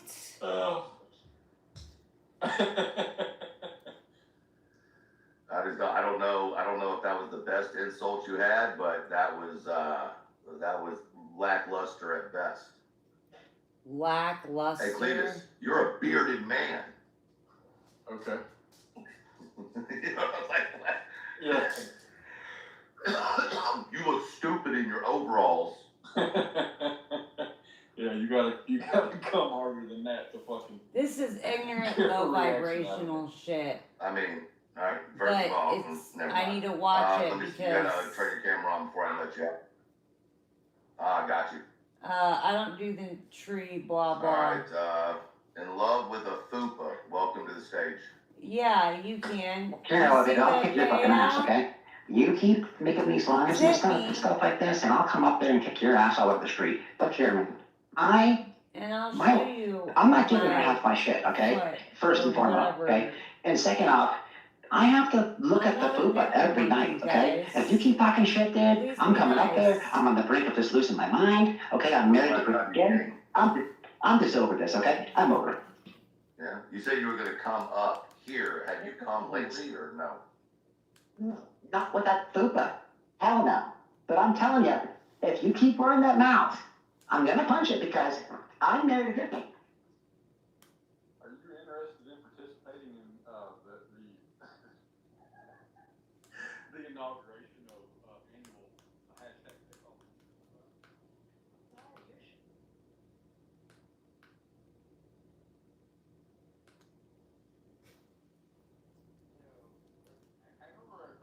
I will never understand, but watching. Here's I don't spend my whole AK-47. day, and I watch some people watching, and I get little bits and pieces because I can't tolerate both of their asses. But I mean, they're accountable for their own actions, that's for sure. But I mean, time will come. But the thing is, like, because you're behind a keyboard, you can say whatever, and you turn on and off, and the world is shut away. No. People hold those grudges and they listen and they Yeah, they those do. records. That stuff lasts forever on the internet. You know, I know I'm ranting, but I'm just so irked. I mean, like, even going after you and saying all that kind of shit. I mean, no wonder. I mean, like, I would be like, I had to bite my tongue sometimes because I want to rage a little bit because I'm sort of. Thank I'm you. really He's pissed my by some things angel. that people say because they can get away with it and. They have no remorse or, I mean, I think their heart is cold as ice, you know, like, you know, but they pretend to be this and they're not, you know. That blows my mind. And then people believe that shit. I don't know if they're, like, really that stupid or they just don't have any common sense. I don't know, maybe it's both. But, you know, it's like, why? You know, like, why carry on with this hatred? I'm looking at the stuff phone that's over not even here true? to see your guys' You know, messages. And then just what You for guys money? being for, so you know, nice. grifting. And We're which is gonna really turn on sad, because I feel Orwell sorry for the people that in even give these people 15 more minutes, money. I mean, okay? do they have I careers? promise. Are they don't work anymore, and they're senior citizens, and they're spending their last money, and then they make a comment, all of a sudden you're blocked, but they supported you for like 2 years, and Hi. you know, wow, give or take, right? I mean, it's just, I mean, you could see how true people like you and some other people on these panels, and Cletus, and I need to change there's, my like, glasses. people that Hold really on. with heart. You could see it. You don't have to like guess, you know. Right. But with her, it's like it's all over the planet, and him, especially him. You know, he thinks he's in the background. This is what gets me. He's in the background speaking his little Bible preaching bullshit when he's sinning at the same time but calling us sinners. Wow. What a, I mean, that's, what is that? There's a word, I was saying it earlier in chat. Kind of lost my mind, but hypocrite. Yeah, hypocrite. Right. And, you know, like, you say one thing, but go the opposite direction. Like, I'm better than you. I don't know if they're getting money. I mean, whatever, how they're getting money. But when money runs out, it doesn't last forever unless you have a job or a career or something somehow. Well, you know, here's the thing though, AK, like, I get it, like, I'm frustrated with you, right? And obviously I came on here and expressed my frustration because I'm blessed to have, you know, the audience and the subscribers and the people who care about, you know, the Rooster Squad, and then of course a bunch of other people. He is a that got Morky. excited, but I use my platform for what I think is right, and I'm not always right. Cletus is not always right. You know what I mean? Clue is definitely not always right. You're the star of the show. Mommy's monka. Yes, no, she would tell you she's perfect. But you know, and the point is like, it's okay to have an opinion. We say this all the time. I just feel like we've gotten to a point where, you know, we've just gotten to a point, man. And me, He like usually comes down here and lays down, and he'd be underneath the I hook. was a subscriber before I was anything. Look, he's on my pillow. I remember. Radio. Let me tell you. I was one of the first people that voted you on Dolly's Turtle Island, yeah. Let me just put this for you. Before I came I love on that dog. YouTube, these are the people that I watch. You're reporting this channel? Oh no. Prison coverage when he was talking about For prison what? prison, like, I'm some okay. time ago, right? All right. Why would you And then report this before any channel? type of true crime. I'm fully And then dressed. I have followed shorts Clue. on. Clue's the reason I got my I have a channel in the dog. first place. Clue's fucking You should report. whatever you want to consider it. They're family to me, but whatever. Yeah. And then I watched How odd. who was it? JLR. I watched, right? Because I didn't know anything about JLR, so I just watched JLR. I'm reviewing a channel that's going in the background, and they're being very loose with their lips. As a subscriber, so I say that as I don't know. I have I look at them from a subscriber. for being you're reporting for being an amazing channel, of course. I'm sure. Trisha, I followed for a while. You know what I mean? And that was on her other channel. Keys I used to follow too. I'm not gonna mention them because these are channels, I guess. I know. No, yeah, People are like, for me, you should get an OnlyFans, and I'm like, this is really experimental. And I work almost full time, I would say. So, and then I have this channel and this channel, so I need to start doing more wake lives over here about Freudian theories and apparently I was fucking wrong. interesting things. I love the energy. I love the somebody was telling me you would do good at OnlyFans. Jinxie, I've been on other platforms. I've never been on OnlyFans, but I'm not. That's not what this is. This is nothing sexual. This is about voyeur exhibition. I'll donate you $100 if you say my name. Okay. I would go into Clues, of course, and be a part of that. Different perspective view about. Yeah, I didn't know anything about these sides and teams and fucking who liked who. And I'm not really Oh, trying, yeah, like when you I meant go to Twitch. somebody else, guess what? Who said? You know, it's like and all, Maybe you I know, could and go I'm on like, Twitch. like in preschool, you know, and shit. Yeah. Like you guys are idiots, you know. You listen to only half wit and then you run with it, you know. You know who I didn't watch? I never knew about Brittany J. You know, I watched her when she started, and I Well, didn't like her yeah, at the I'm beginning. I was pretty on single. a couple times. But then it got like ridiculously stupid, and I was like, you know, I mean, she can do it like really late at night, and I was like, no, I'm done, you know. But I mean, and then I went back, and I'm like, oh my gosh. But anyways, it's beside the point. But yeah, I don't get like how he's a thumper. My And dog then, will be well, right here. It's you know what? Eventually. Big boy talk, even with the He'll be words. right underneath the hello. Get the fuck out of here. The trap house hello. I mean, he doesn't even leave the house. I mean, I'll he has pop to a like. cap in your sometimes ass. I he think feels I might bad, right? try He Twitch. goes to his mailbox. He can't Ew, go to his why mailbox. you bring this to me? This not mine. Dude, Ew. I walk my dog. I This walk my yours. dog like Ew. 4 miles every day. It's stinky. Ew. It's not a matter of if it's real, is it not, right? Like, I mean, I said what I need to say about They it. don't even live in reality. I mean, they can make up shit anytime they want. But the point is, right, like I said what I need to say, if that's what you feel like you need to do, then you know where I'm at. But the other side of it is, this is an online platform. Yeah. There ain't no fucking need for that level of dumb shit. There ain't no need of fucking measuring on You the know he's in the background. Like, He's such a badass. He's got to be like not up to the mic, like right. So he's like way in the back. He's talking. Well, I mean, I'm not saying on him, right? Like it just it's an example of something that there ain't no fucking need for it. You can't come on the internet and be a Lower it. Yeah. Least above that fucking level, you probably don't need to have a damn microphone. Like that's what it is. Yeah. Well, he's not a man. He's not. He can go to that age yet. I mean, my opinion, but because he talks out of the mouth all the time. I mean, it's just like you know. And she even covered. I can't believe this, but I did clip it, but I couldn't believe what he said. The boys. She like covered over him, and it was. I think Jamie played a little bit of it, but I was like, damn, dude. She was covering. It was not what he said. What he said in the background, but she covered for his ass. No, that's not what he meant. We're talking about when you go to God, what had nothing to do. Come on, Dada. They had to add Let's go God. sleep. That's what makes me sick to my stomach. We can go sleep. Like the portray. I mean, like he says something. This is just a bunch of drunk talk now. He says something about God, and the next thing it's all about God. This is some drunk stuff now, so. Excuse me.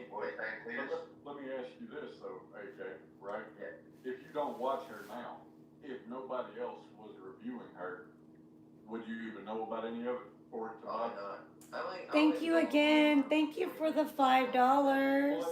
Oh, you guys are being so nice. That was a $5 PayPal. It's not just creators and the select Thank club you. speaking on Yeah. that are affected by this, right? Like I've seen 2 or 3 comments in here tonight that said, you know, it's just if it's gone too far, it's too much for the community, and I think that's a fair statement. We've got 6 more minutes and then we're turning it on George Orwell, 1984 from the very beginning. I think it's an important book for everybody to read, listen to, whatever you need to do to get the message through. So nobody needs to give them attention. Let them sit over there in their little corner like the child that they are and cry. Yeah, I agree, and I'm the same way. I mean, like, I do venture off and I do listen for a minute. there's nothing wrong with that link. But I mean, I see the. No, I'm not married. There's nothing wrong with that link. It's recorded on my other channel, which is a monetized channel. Thank you. I can't go any further because it's so hatred. I mean, I'm sorry, but it's backwards, upside down, and inside out. It's like, you know, I don't like you're saying one thing and you mean something else. I mean, it's like mind fuck. I mean, but and then pulling out the pew pew. Like, you're such a badass. I'm sorry, you don't even get off the couch. You probably have dimples. I mean, I don't even want to know. I only put any kind of Ass, you know pay link in there because I actually do have people in here from my other community, probably about 1,000 of them, and they do tip me because they're my supporters. So it's not really for the new ones that comes in, it's for the people that support me in my other community, which again is called the Krama community. You know, guys, That's what you're hearing from right now on the TV. Beating a dead horse, so to speak, but it seems like every night I say I'm going to stop talking. This is the last time I'm talking, and then she does something even worse. You know what I mean? And that's the game, right? That's the fucking Yes. It is, man. It's the game. Look, I'm telling you, if you step back, take emotion out of the situation, and just look at this shit on a fucking game board, what would be the next move? All right, I'm getting my ass handed to me by this group of people. I'm going to say I'm not going to speak on them anymore, and then I'm going to. They're trying to kick Brittany. They're trying to kick these people out of the true crime industry and the true crime community when they're true crime. I just. Right. Yeah, for me, it was just like I wanted to talk to him. You know what I mean? And most importantly, these people are true crime creators that met up with Sebastian Rogers out of Hendersonville, Tennessee, that is missing to this day. He is 16 years old. He's got sandy blonde hair. He's known to wear glasses. He has high spectrum autism. He knows how to play chess. He likes chess. He dabs a lot. And again, he's missing out of Hendersonville, Tennessee. He's about 125 pounds. Right now he's 16. He's been missing for about 18 months. Go down this road. We cannot expect anything. In February, it'll be 2 years. The last person he was seen with is his mother. If we're going to continue to cover it, it's a laughing situation because they are both true locals, through and through. Yeah, listen, I'm still trying to understand what that means, so y'all have to excuse me. I've been trying to figure this process out. You're a locale. Explained to me the other day by Alex. He did a shitty job of explaining it to me. So that's not his fault, I don't guess. I think it's hard to explain apparently because everybody I ask is giving me a different fucking description. So I'm just gonna go with I don't know what it is still. I have gone and tried to watch some of the locale shows, but I thought it was just all acting. Like I didn't know they were being real. No, I'm not talking about like the LCU. I'm talking about the concept is somebody that Alex can probably explain it the best, right? Yeah, well, he didn't. He didn't explain it very well. So if he can explain it the best, I'm fucked. I don't, exposes the grips and last 38 grips. I agree, Drew. And that's kind of the concept, right? That's a really good way to put it. So, I mean, we've all said, I What's up? I forgot I brought you up here. I don't have subscriptions I'm not gonna here. say hi. This channel's not monetized. Listen, you better watch that B word. Sorry, my bad. You only get mad at the words that you are, and since we technically, I'm looking here, I'm looking at your guys' So everybody comments. yells, eyes are out, just ignore. And I've said that a million times, right? This child we went try. with us. We do, I've seen it. But the minute that you guys seem to start doing that, something happens, she does something like puts out drops a link to a website or promotes a channel about some child or puts out some crazy shit. And then all of her friends, like little cheerleaders, she gets all them going. And I mean, look, I don't disagree, right? And it's a hard thing not to speak on. I mean, I'm not sitting here acting like I've been successful at it myself. I've not, but at the end of the day, it doesn't change. These people are immersed into a world of their own. Moving forward, it just is what it is. I'm not saying it's a reality that can be had, but I'm saying that is the way forward and to put this shit behind is converting. And the community's eyes, convert them to full lolcows, you know that what the shit they're gonna do is outrageous and it's strictly to get fucking attention. They're not capable of shit. They don't stand on shit. They ain't about shit. They're there to We're gonna see laugh at tonight. nothing more. I don't even think it's funny anymore. That's the thing, is I don't even think it's funny. But that she had emailed Queen back a while ago and wanted to talk to her in private to try to end this shit, right? And Queen was like, no, fuck that, because she'll lie about it. I know Clue is not, she's not ever going to talk to Clue like that. Period. Not now. It's too far gone. But, I mean, we know that that people record shit all the time. That's having a conversation, you know. I mean, it wouldn't be that hard, but still, if that would end the shit with her, Don't be nasty. why not I somebody try mean- to talk to her offline? Because this is a pattern. I know This it's isn't bad. about. At the end of the day, this is the game. It's a game. We're just hanging out. You're Why do not you have to gonna be beat gross? somebody who Or not even gross, but why do you have to they be survive via the overtly game. And it is sexual? 100% a game. Please Like, respect I've my seen- chat. I can literally call her fucking moves now. Yeah. I can 100% me call on I my called her channel. fucking moves today. Me and Clue were Be sitting talking about nice. this last night. That's I'm your like, this is warning. what she's gonna do. Next That's what time happened. I That's what block she did. you. Right, because she's done this I exact block you thing good before. and Well, yummy. and because it's a game, right? She's got to make that fucking money, and she's got to play the game to make the money. But what she You can make requires, so much. what she requires is other people to play with her. Yeah, but she could make so much more money if she was a nice person. Actually, Let's I be take that back classy, because I not don't make shit over trashy. here, and I try to be nice, but maybe she wouldn't. Maybe that's the only way to make it. This Oh, guy maybe likes this the person back thinks I'm door, pushing so him off to the side. Lottie for Justice, thank you for becoming a member of the Elevated Truth Podcast. Welcome to the Rooster Squad. Stormy, thank you for being here for 9 I months. mean, on shit, the I don't YouTube mind page. it. We the Rooster don't want to know your. Okay, I got you. You do not owe them shit. Thank you, that Michelle, for being here for a month.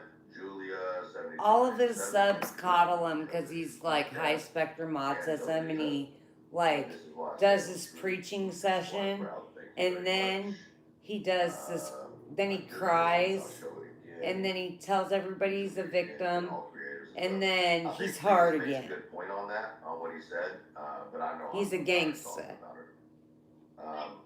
So my question is, I know he's in the background and he hears what she says. I Hold don't on, know. let me finish. Oh, sorry. No, it's all right. Yes, I'm the Big Al. Thank you for your super chat. Put me down for 100K, or for 700K. Look, I'm trying to put your whole wealth out there, folks. 1K for ringside seat. B Frank, thank you for your super sticker. Always appreciate your support. I know, it's bad, Tony. I love Dr. Pepper. Shit, no. I can't put nothing else on my plate. Although the trophies came in today for the YouTube awards. So I showed those on my live earlier. And then Jenny's Chaos and Crime, thank you for being here for 6 months and always. This supporting guy's, me. I apologize like, for it taking so long for me to read those out. mascot for his Go ahead. channel is roosters. You almost called me It's Carl. cocks. Well, you know, it Anyway, was that likes other butt account sex. run, I forgot. yeah, you know. But I mean, so I know he can hear what she says, but I don't know that I know he's not paying any damn attention to what the fuck's on the screen or what other people are saying. So Oh, it does it's make me wonder 12:34. what exactly she has told this dude to make him get that amped about somebody that don't even live in the fucking state. Well, my breaks or whatever. But I have seen the goodness of your heart today, and I admire you for that.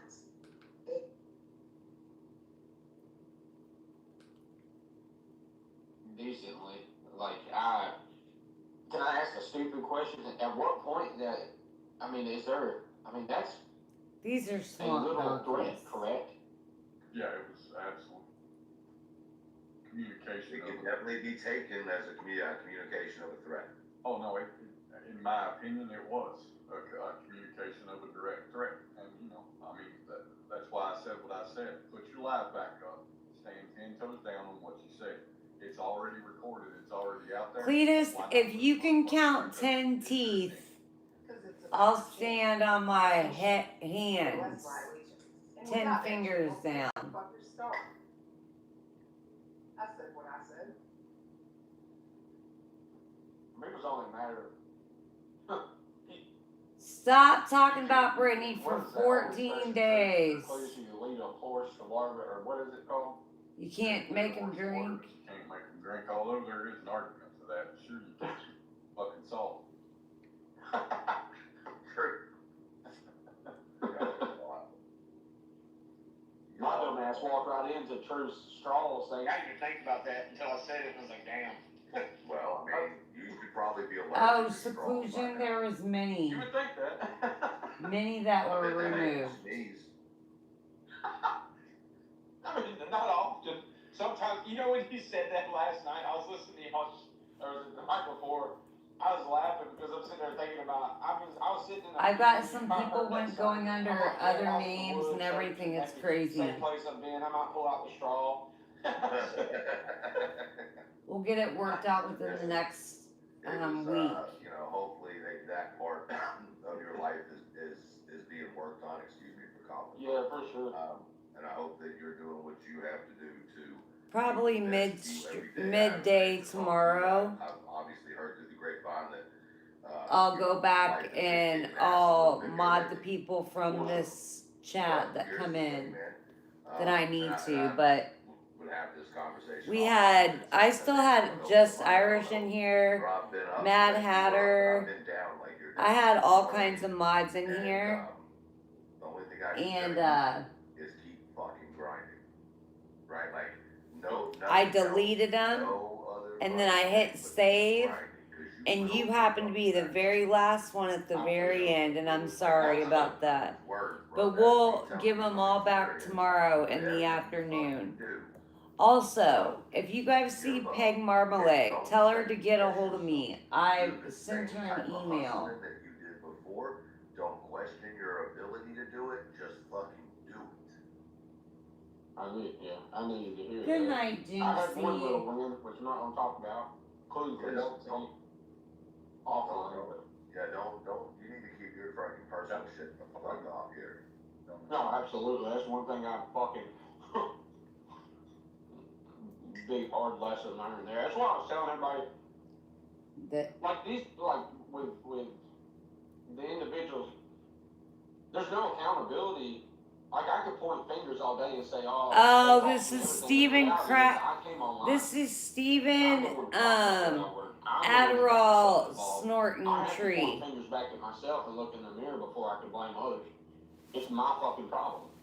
And, I mean, it sucks. And I'm having to... Looking for a baby snorting Adderall.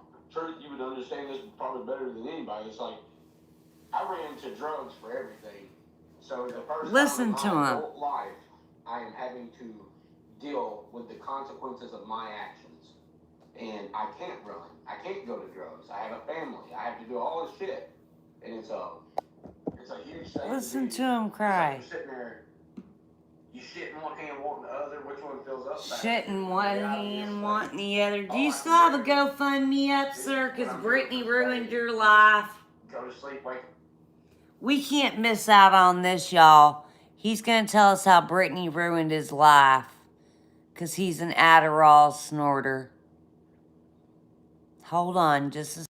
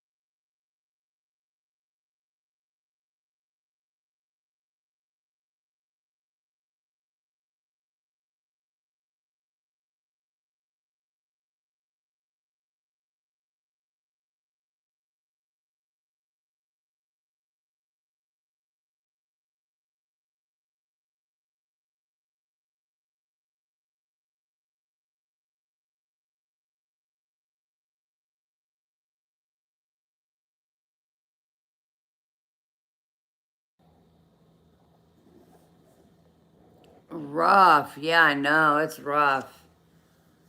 I'm pretty rough.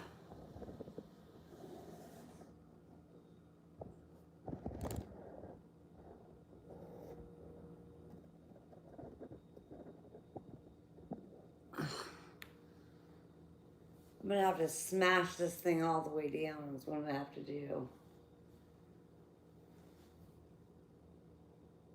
Do the same thing. That's why I'm not online. But remember, you can always go hit the like. If you want to watch it in horizontal, you can go hit the like, go to your liked streams, click in there, and I'll come up as a horizontal stream like you're used to seeing. I can go right back to grinding even harder, you know? And I'll also give It's you really a helpful if you have it on a side hustle TV so people get you back up. So or a make sure whatever computer. you're doing on your real time, you got another side hustle because that's what's going to be your savior. I appreciate that. Yeah, The main line ain't going to be enough. The main line ain't going to get you there. It's that side hustle that's going to get you there. absolutely. That's what I've been working hard on too. Is the side hustle. Yeah, you ain't lying though. That shit's a little bit hard too. Well, it just nothing is easy.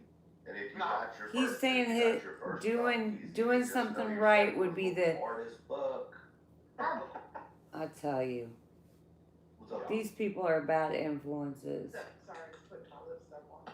When you were going off earlier, you had no idea about the whole thing with the dark horse? No.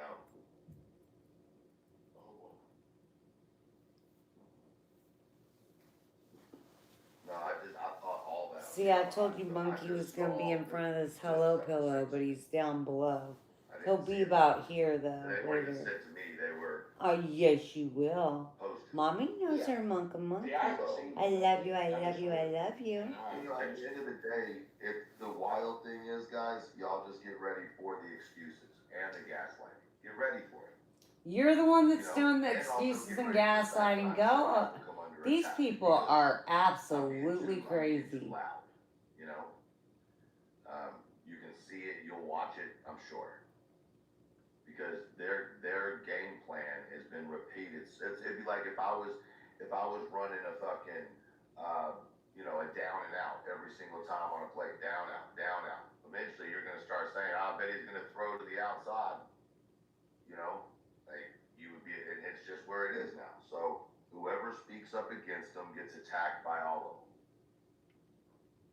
and made to try to look as What is on my foot? It's a calla Not lily. everybody. See, that's the game plan. They don't need everybody to believe them. They only need 10% to believe them. And they know that. And every community has 10% of fucking crazy.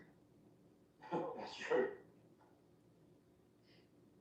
And 9 of that 10% follows Illuminati.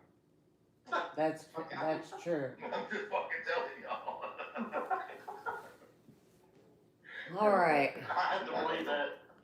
I'm just saying. I'm not gonna listen to somebody jocking Illuminati's crap. All right, so.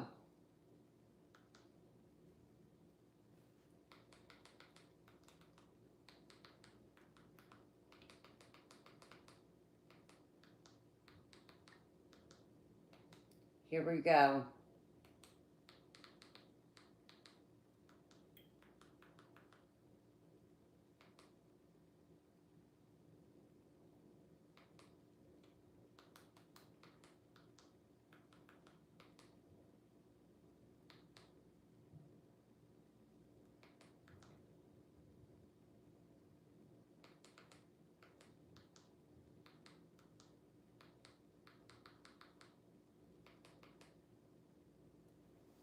Give me just a minute, guys.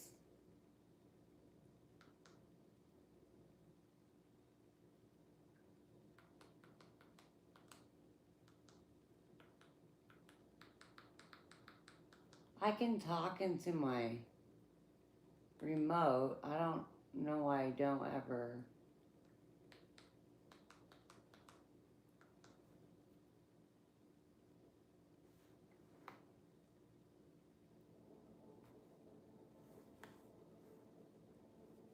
The man known to history as George Orwell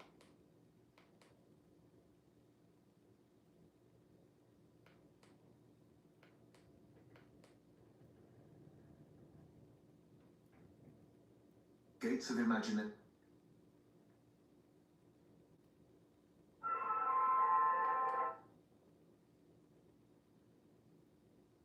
Golden pages like.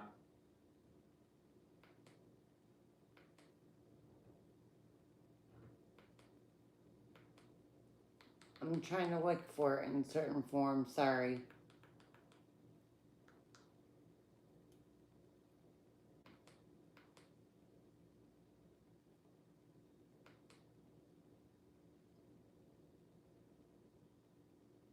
"1984.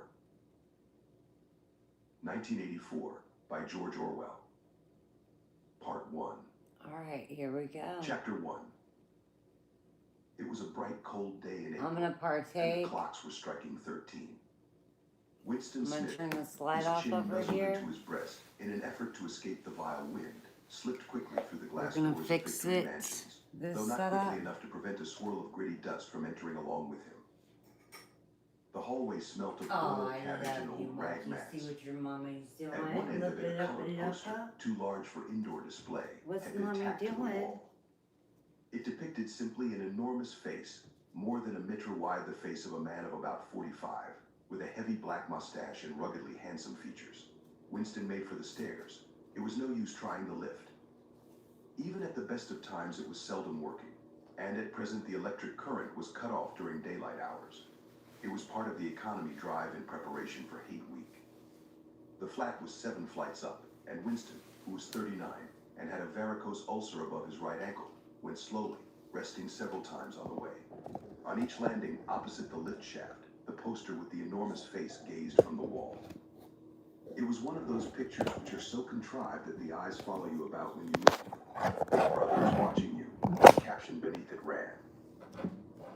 Inside the flat, a fruity voice was reading out a list of figures which had something to do with the production of pig iron.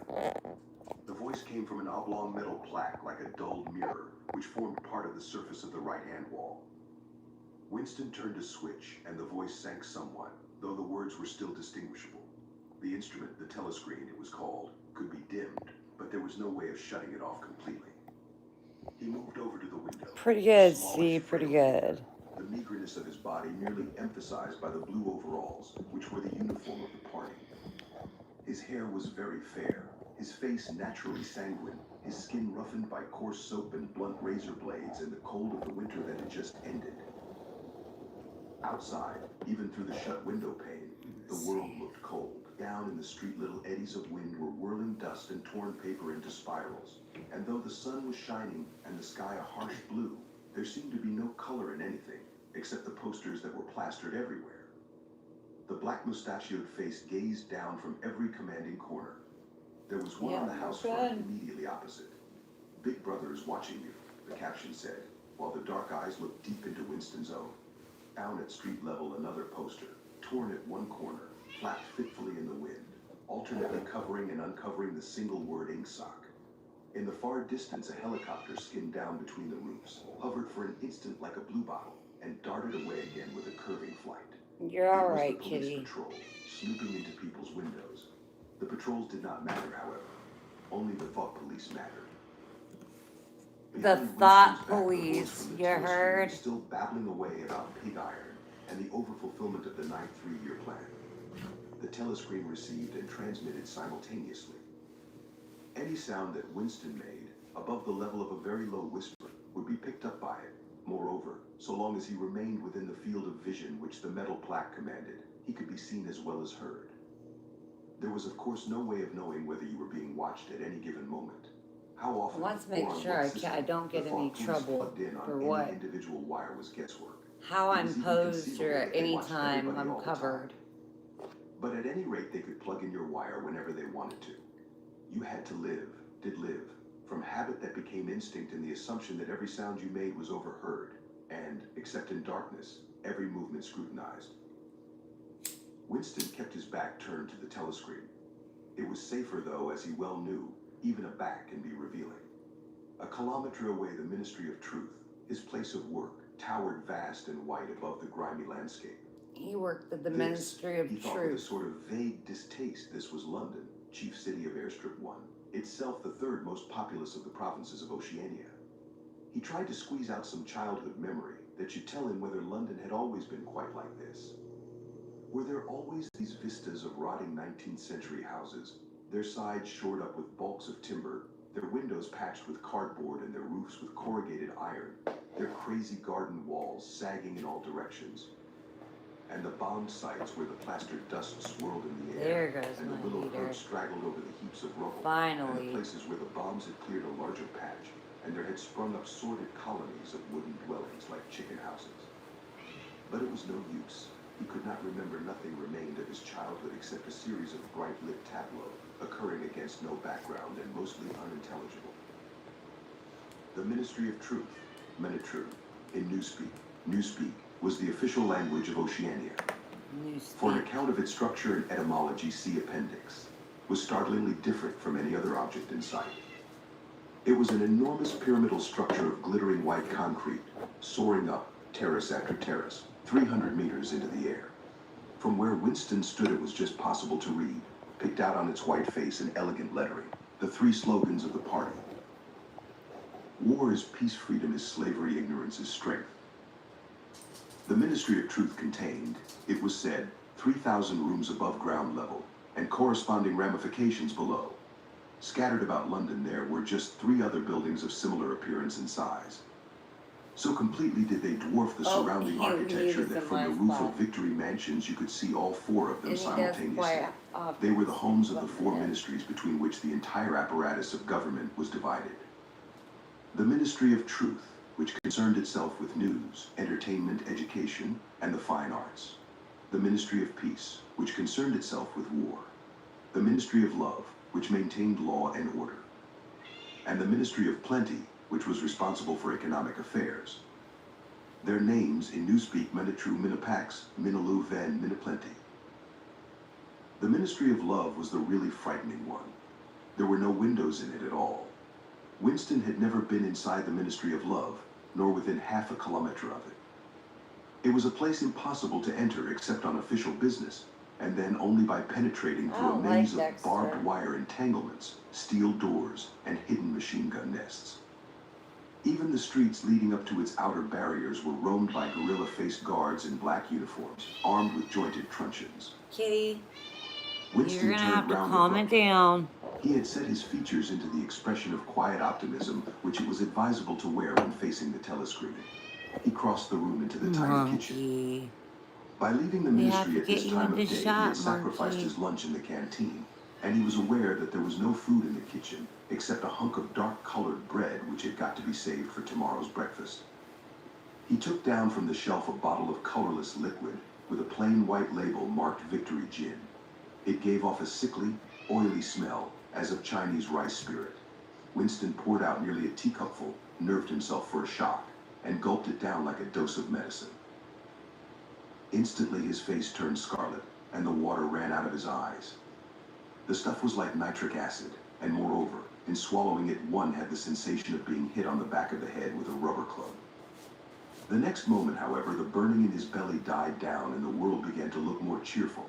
He took a cigarette from a crumpled packet marked Victory Cigarettes and incautiously held it upright, whereupon the tobacco fell out onto the floor. With the next he was more successful. He went back to the living room and sat down at a small table that stood to the left of the telescreen. Is it too From loud? the table drawer he took out a pen holder, a bottle of ink, and a thick, quarto-sized blank book with a red back and a marbled cover. For some reason the telescreen in the living room was in an unusual position. Instead of being placed, as was normal, in the end wall, where it could command the whole room, it was in the longer wall, opposite the window. To one side of it there was a shallow alcove in which Winston was now sitting, and which, when the flats were built, had probably been intended to hold bookshelves. By sitting in the alcove, and keeping well back, Winston was able to remain outside the range of the telescreen, so far as sight went. He could be heard, of course, but so long as he stayed in his present position he could not be seen. It was partly the unusual geography of the room that had suggested to him the thing that he was now about to do. But it had also been suggested by the book that he had just taken out of the drawer. It was a peculiarly beautiful book. Its smooth, creamy paper, a little yellowed by age, was of a kind that had not been manufactured for at least 40 years past. He could guess, however, that the book was much older than that. I'm worried that He had it's seen it too lying in loud. the window of a frowsy little junk shop in a slummy quarter of the town, just what quarter he did not now remember, and had been stricken immediately by an overwhelming desire to possess it. Party members were supposed not to go into ordinary shops dealing on the free market, it was called, but the rule was not strictly kept, because there were various things, such as shoelaces and razor blades, which it was impossible to get hold of in any other way. He had given a quick glance up and down the street, and then had slipped inside and bought the book for $2.50. At the time, he was not conscious of wanting it for any particular purpose. He had carried it guiltily home in his briefcase. He broke the rules. Even with nothing written in it, it was a compromising possession. The thing that he was about to do was to open a diary. This was not illegal, nothing was illegal, since there were no longer any laws, but if detected, it was reasonably certain that it would be punished by death, or at least by 25 years in a forced labor camp. Winston fitted a nib into the pen holder and sucked it to get the grease off. The pen was an archaic instrument, seldom used even for signatures, and he had procured one, furtively and with some difficulty, simply because of a feeling that the beautiful creamy paper deserved to be written on with a real nib, instead of being scratched with an ink pencil. Actually, he was not used to writing by hand. Apart from very short notes, it was usual to dictate everything into the speak write, which was of course impossible for his present purpose.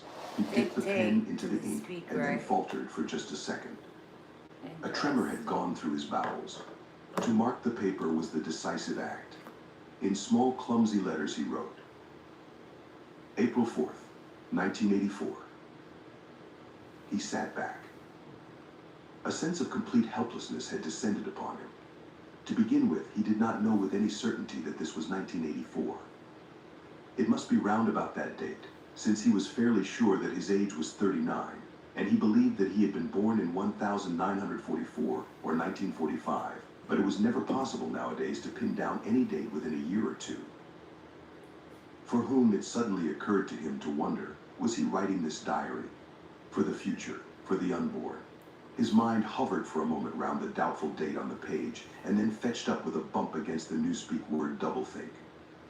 For the first time, the magnitude of what he had undertaken came home to him.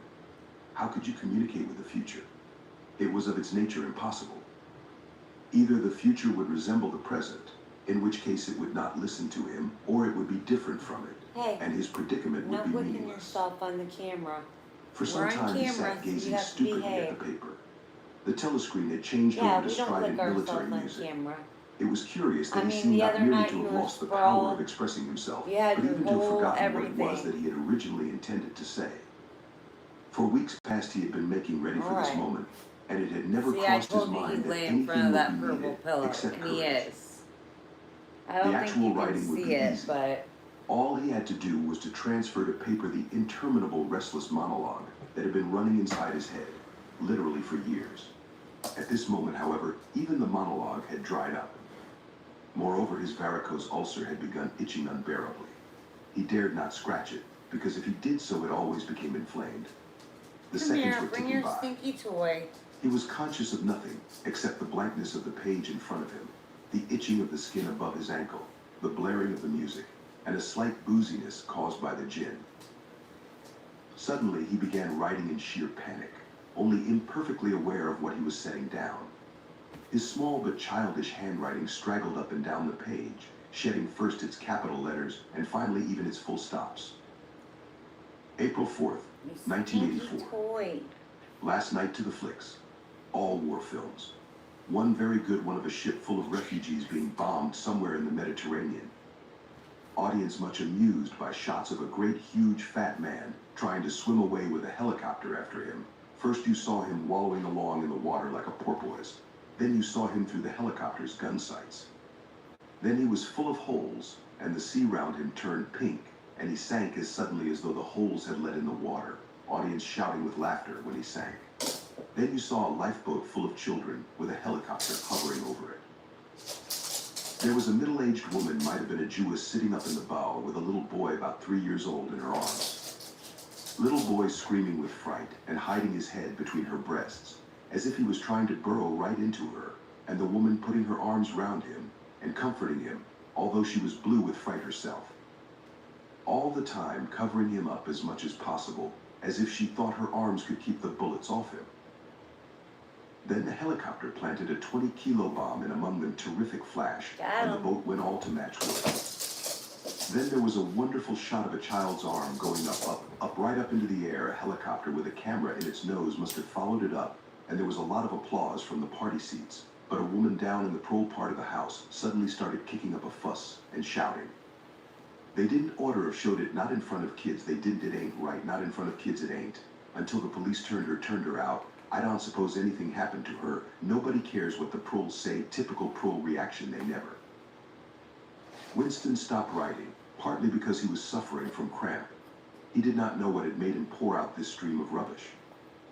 But the curious thing was that while he was doing so, a totally different memory had clarified itself in his mind, to the point where he almost felt equal to writing it down.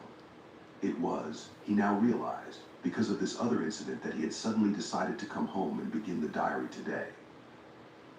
It had happened that morning at the ministry, if anything so nebulous could be said to happen. It was nearly 1100, and in the records department, where Winston worked, they were dragging the chairs out of the cubicles and grouping them in the center of the Remember, hall you opposite can the always big telescreen, like in preparation for the go 2 to, minutes if hate. you want to watch it in Winston horizontal, was just taking his place can in one of the always middle go rows hit when the 2 like people whom button. he knew by sight, go but had back never to your spoken to, history came of your unexpectedly likes, into the room. One of them hit was the a girl whom history, he and often it'll passed come in the up as corridors. a He did not know horizontal her name, string. but he knew that she worked in the fiction department. Presumably, since he had sometimes seen her with oily hands and carrying a spanner, she had some mechanical job on one of the novel-writing machines. I think the window's She was a going to be okay bold-looking open, girl of even about though I have the heat 27, on. with thick hair, a freckled face, and swift, athletic movements. A narrow scarlet sash, emblem of the Junior Anti-Sex League, was wound several times round the waist of her overalls, just tightly enough to bring out the shapeliness of her hips. Winston had disliked her from the very first moment of seeing her. He knew the reason. It was because of the atmosphere of hockey fields and cold baths and community hikes and general clean-mindedness which she managed to carry about with her. He disliked nearly all women, and especially the young and pretty ones. It was always the women, and above all the young ones, who were the most bigoted adherents of the party, the swallowers of slogans, the amateur spies and nosers out of unorthodoxy. But this particular girl gave him the impression of being more dangerous than most. Once when they passed in the corridor, she gave him a quick sidelong glance which seemed to pierce right into him, and for a moment had filled him with black terror. The idea had even crossed his mind that she might be an agent of the thought police. That, it was true, was very unlikely. Still, he continued to feel a peculiar uneasiness, which had fear mixed up in it, as well as hostility, whenever she was anywhere near him. The other person was a man named O'Brien, a member of the inner party and holder of some post so important and remote that Winston had only a dim idea of its nature. A momentary hush passed over the group of people round the chairs as they saw the black overalls of an inner party member approaching. O'Brien was a large, burly man with a thick neck and a coarse, humorous, brutal face. In spite of his formidable appearance, he had a certain charm of manner. He had a trick of resettling his spectacles on his nose, which was curiously disarming in some indefinable way, curiously civilized. It was a gesture which, if anyone had still thought in such terms, might have recalled an 18th century nobleman offering his snuff box. Winston had seen O'Brien perhaps a dozen times in almost as many years. He felt deeply drawn to him, and not solely because he was intrigued by the contrast between O'Brien's urbane manner and his prize fighter's physique. Much more it was because of a secretly held belief, or perhaps not even a belief, merely a hope that O'Brien's political orthodoxy was not perfect. Something in his face suggested it irresistibly. And again, perhaps it was not even unorthodoxy that was written in his face, but simply intelligence. Again, this is But at any rate, he had the Orwell, appearance of being a person 1984. that you could talk to if somehow you could cheat the telescreen and get him alone. Winston had never made the smallest effort to verify this guess. Indeed, there was no way of doing so. At this moment, O'Brien glanced at his wristwatch, saw that it was nearly 1100, and evidently decided to stay in the records Last department cigarette of the until the night. 2 minutes Smoke hate it was if you over. got it. He took a chair in the same row as Winston, a couple of places away. A small, sandy-haired woman I who have worked to in the work next in the cubicle morning. to Winston Crap. was between them. The girl with dark 8:30. hair was sitting immediately behind. The next moment, a hideous, grinding speech, as of some monstrous machine running without oil, burst from the big telescreen at the end of the room. It was a noise that set one's teeth on edge and bristled the hair at the back of one's neck. The hate had started. As usual, the face of Emmanuel Goldstein, the enemy of the people, had flashed onto the screen. There were hisses here and there among the audience. The little sandy-haired woman gave a squeak of mingled fear and disgust. Goldstein was the renegade and backslider who once, long ago, how long ago, nobody quite remembered, had been one of the leading figures of the party, almost on a level with Big Brother himself, and then had engaged in counter-revolutionary activities, had been condemned to death, and had mysteriously escaped and disappeared. The programs of the 2 Minutes Hate varied from day to day, but there was none in which Goldstein was not the principal figure. He was the primal traitor, the earliest defiler of the party's purity. All subsequent crimes against the party, all treacheries, acts of sabotage, heresies, deviations, sprang directly out of his teaching.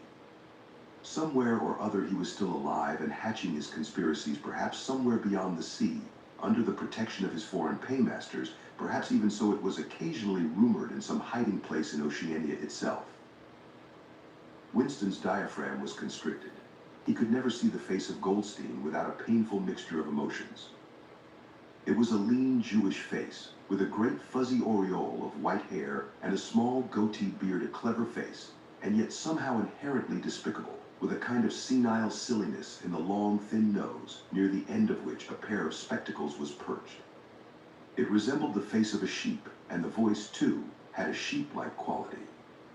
Goldstein was delivering his usual venomous attack upon the doctrines of the party, an attack so exaggerated and perverse that a child should have been able to see through it, and yet just plausible enough to fill one with an alarmed feeling that other people, less level-headed than oneself, might be taken in by it. He was abusing Big Brother. He was denouncing the dictatorship of the party. He was demanding the immediate conclusion of peace with Eurasia. He was advocating freedom of speech, freedom of the press, freedom of assembly, freedom of thought. He was crying hysterically that the revolution had been betrayed, and all this in rapid polysyllabic speech, which was a sort of parody of the habitual style of the orators of the party, and even contained newspeak words, more newspeak words, indeed, than any party member would normally use in real life. And all the while, lest one should be in any doubt as to the reality which Goldstein's specious claptrap covered, behind his head on the telescreen there marched the endless columns of the Eurasian Army, row after row of solid-looking men with expressionless Asiatic faces, who swam up to the surface of the screen and vanished, to be replaced by others exactly similar. The dull, rhythmic tramp of the soldiers' boots formed the background to Goldstein's bleating voice. Before the hate had proceeded for 30 seconds, uncontrollable exclamations of rage were breaking out from half the people in the room. The self-satisfied sheep-like face on the screen, and the terrifying power of the Eurasian Army behind it, were too much to be borne. Besides, the sight or even the thought of Goldstein produced fear and anger automatically. He was an object of hatred more constant than either Eurasia or Eastasia, since when Oceania was at war with one of these powers, it was generally at peace with the other.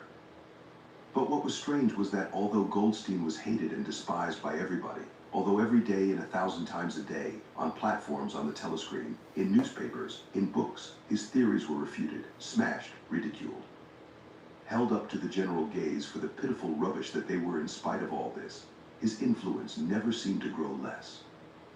Always there were fresh dupes waiting to be seduced by him. A day never passed when spies and saboteurs acting under his directions were not unmasked by the thought police. He was the commander of a vast shadowy army, an underground network of conspirators dedicated to the overthrow of the state. The Brotherhood, its name was supposed to be. There were also whispered stories of a terrible book, a compendium of all the heresies, of which Goldstein was the author, and which circulated clandestinely here and there. Goldstein. It was a book without a title. Brittany. People referred to it, if at all, simply as the book. But one knew of such things only through vague rumors. Neither the Brotherhood nor the book was a subject that any ordinary party member would mention if there was a way of avoiding it. In its second minute, the hate rose to a frenzy. People were leaping up and down in their places and shouting at the tops of their voices in an effort to drown the maddening, bleating voice that came from the screen. The little sandy-haired woman had turned bright pink, and her mouth was opening and shutting like that of a landed fish. Even O'Brien's heavy face was flushed.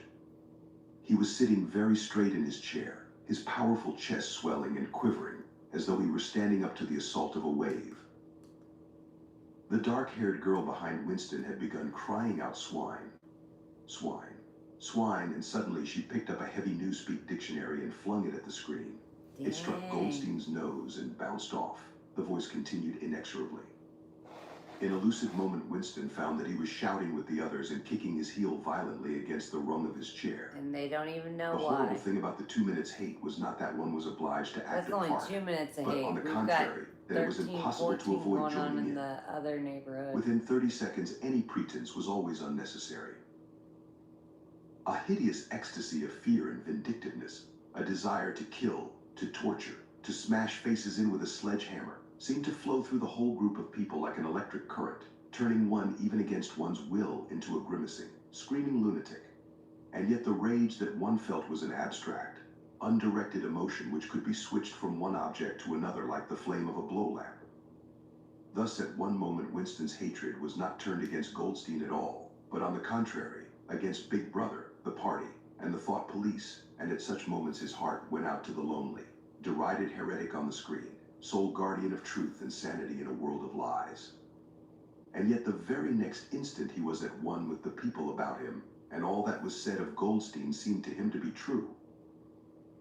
At those moments his secret loathing of Big Brother changed into adoration, and Big Brother seemed to tower up, an invincible, fearless protector, standing like a rock against the hordes of Asia, and Goldstein, in spite of his isolation, his helplessness, and the doubt that hung about his very existence, seemed like some sinister enchanter, capable by the mere power of his voice of wrecking the structure of civilization.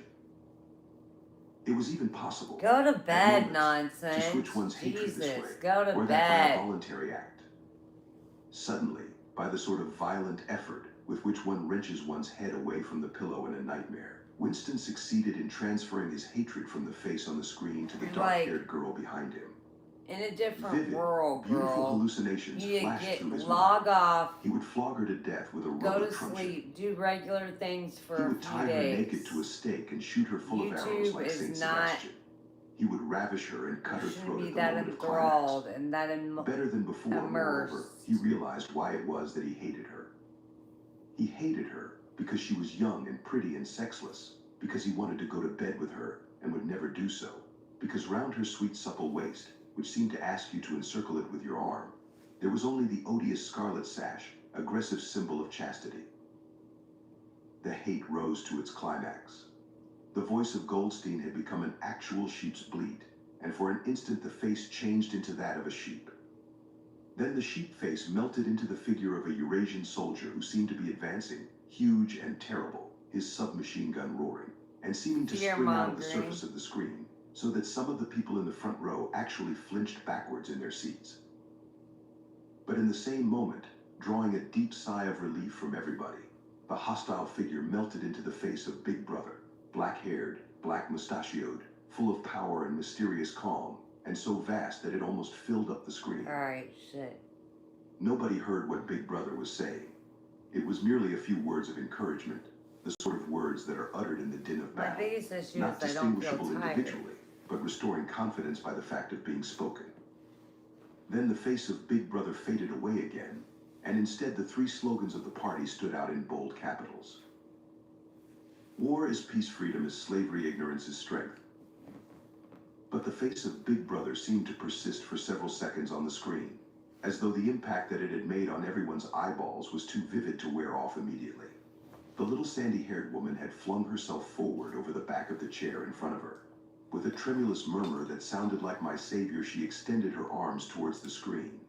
Then she buried her face in her hands. It was apparent that she was uttering a prayer. At this moment, the entire group of people broke into a deep, slow, rhythmical chant of B, B, B, B, over and over again, very slowly, with a long pause between the first B and the second, a heavy, murmurous sound, somehow curiously savage, in the background of which one seemed to hear the stamp of naked feet and the throbbing of tom-toms. For perhaps as much as 30 seconds, they kept it up. Tom-toms. It was a refrain that That's was often crazy heard in as hell. moments of overwhelming emotion. Partly it was a sort of hymn to the wisdom and majesty of Big Brother, but still more it was an act of self-hypnosis, a deliberate drowning of consciousness by means of rhythmic noise. Winston's entrails seemed to grow cold. In the 2 minutes' hate he could not help sharing in the general delirium, but this subhuman chanting of B, B, B, B always filled him with horror. Of course he chanted with the rest, it was impossible to do otherwise. To dissemble your feelings, to control your face, to do what everyone else was doing, was an instinctive reaction. But there was a space of a couple of seconds during which the expression of his eyes might conceivably have betrayed him. And it was exactly at this moment that the significant thing happened, if, indeed, it did happen. Momentarily, he caught O'Brien's eye. O'Brien had stood up. He had taken off his spectacles and was in the act of resettling them on his nose with his characteristic gesture. But there was a fraction of a second when their eyes met, and for as long as it took to happen, Winston knew, yes, he knew, that O'Brien was thinking the same thing as himself. An unmistakable message had passed. It was as though their two minds had opened, and the thoughts were flowing from one into the other through their eyes. I am with you, O'Brien seemed to be saying to him. I know precisely what you are feeling. I know all about your contempt, your hatred, your disgust. But don't worry, I am on your side. And then the flash of intelligence was gone, and O'Brien's face was as inscrutable as everybody else's. That was all, and he was already uncertain whether it had happened. Such incidents never had any sequel. All that they did was to keep alive in him the belief, or hope, that others besides himself were the enemies of the party. Perhaps the rumors of vast underground conspiracies were true after all. Perhaps the Brotherhood really existed. It was impossible, in spite of the endless arrests and confessions and executions, to be sure that the Brotherhood was not simply a myth. Some days he believed in it, some days not. There was no evidence, only fleeting glimpses that might mean anything or nothing, snatches of overheard conversation, faint scribbles on lavatory walls once, even, when two strangers met, a small movement of the hand which had looked as though it might be a signal of recognition. It was all guesswork. Very likely he had imagined everything. He had gone back to his cubicle without looking at O'Brien again. The idea of following up their momentary contact hardly crossed his mind. It would have been inconceivably dangerous, even if he had known how to set about doing it. For a second, 2 seconds, they had exchanged an equivocal glance, and that was the end of the story. But even that was a memorable event, in the locked loneliness in which one had to live. Winston roused himself and sat up straighter. He let out a belch. The gin was rising from his stomach. His eyes refocused on the page. He discovered that while he sat helplessly musing, he had also been writing, as though by automatic action. And it was no longer the same cramped, awkward handwriting as before. His pen had slid voluptuously over the smooth paper, printing in large, neat capitals, down with Big Brother, down with Big Brother, down with Big Brother, down with Big Brother, down with Big Brother, down with Big Brother. Over and over again, filling half a page. He could not help feeling a twinge of panic. It was absurd, since the writing of those particular words was not more dangerous than the initial act of opening the diary. But for a moment he was tempted to tear out the spoiled pages and abandon the enterprise altogether. He did not do so, however, because he knew that it was useless. Whether he wrote down with Big Brother, or whether he refrained from writing it, made no difference. Whether he went on with the diary, or whether he did not go on with it, made no difference. The thought police would get him just the same. He had committed would still have committed, even if he had never set pen to paper the essential crime that contained all others in itself. Thought crime, they called it. Thought crime was not a thing that could be concealed forever. You might dodge successfully for a while, even for years, but sooner or later they were bound to get you. It was always at night. The arrests invariably happened at night. The sudden jerk out of sleep, the rough hand shaking your shoulder, the lights glaring in your eyes, the ring of hard faces round the bed. In the vast majority of cases there was no trial, no report of the arrest. People simply disappeared, always during the night. Your name was removed from the registers. Every record of everything you had ever done was wiped out. Your one-time existence was denied and then forgotten. You were abolished, annihilated, vaporized was the usual word. For a moment he was seized by a kind of hysteria. He began writing in a hurried, untidy scrawl. They'll shoot me, I don't care, they'll shoot me in the back of the neck. I don't care, down with Big Brother. They always shoot you in the back of the neck. I don't care, down with Big Brother. He sat back in his chair, slightly ashamed of himself, and laid down the pen. The next moment he started violently. There was a knocking at the door. Already, he sat as still as a mouse, in the futile hope that whoever it was might go away after a single attempt. But no, the knocking was repeated. The worst thing of all would be to delay. His heart was thumping like a drum, but his face, from long habit, was probably expressionless. He got up and moved heavily towards the door. Chapter 2. As he put his hand to the doorknob, Winston saw that he had left the diary open on the table. Down with Big Brother was written all over it, in letters almost big enough to be legible across the room. It was an inconceivably stupid thing to have done, but he realized, even in his panic, he had not wanted to smudge the creamy paper by shutting the book while the ink was wet. He drew in his breath and opened the door. Instantly, a warm wave of relief flowed through him. A colorless, crushed-looking woman with wispy hair and a lined face was standing outside.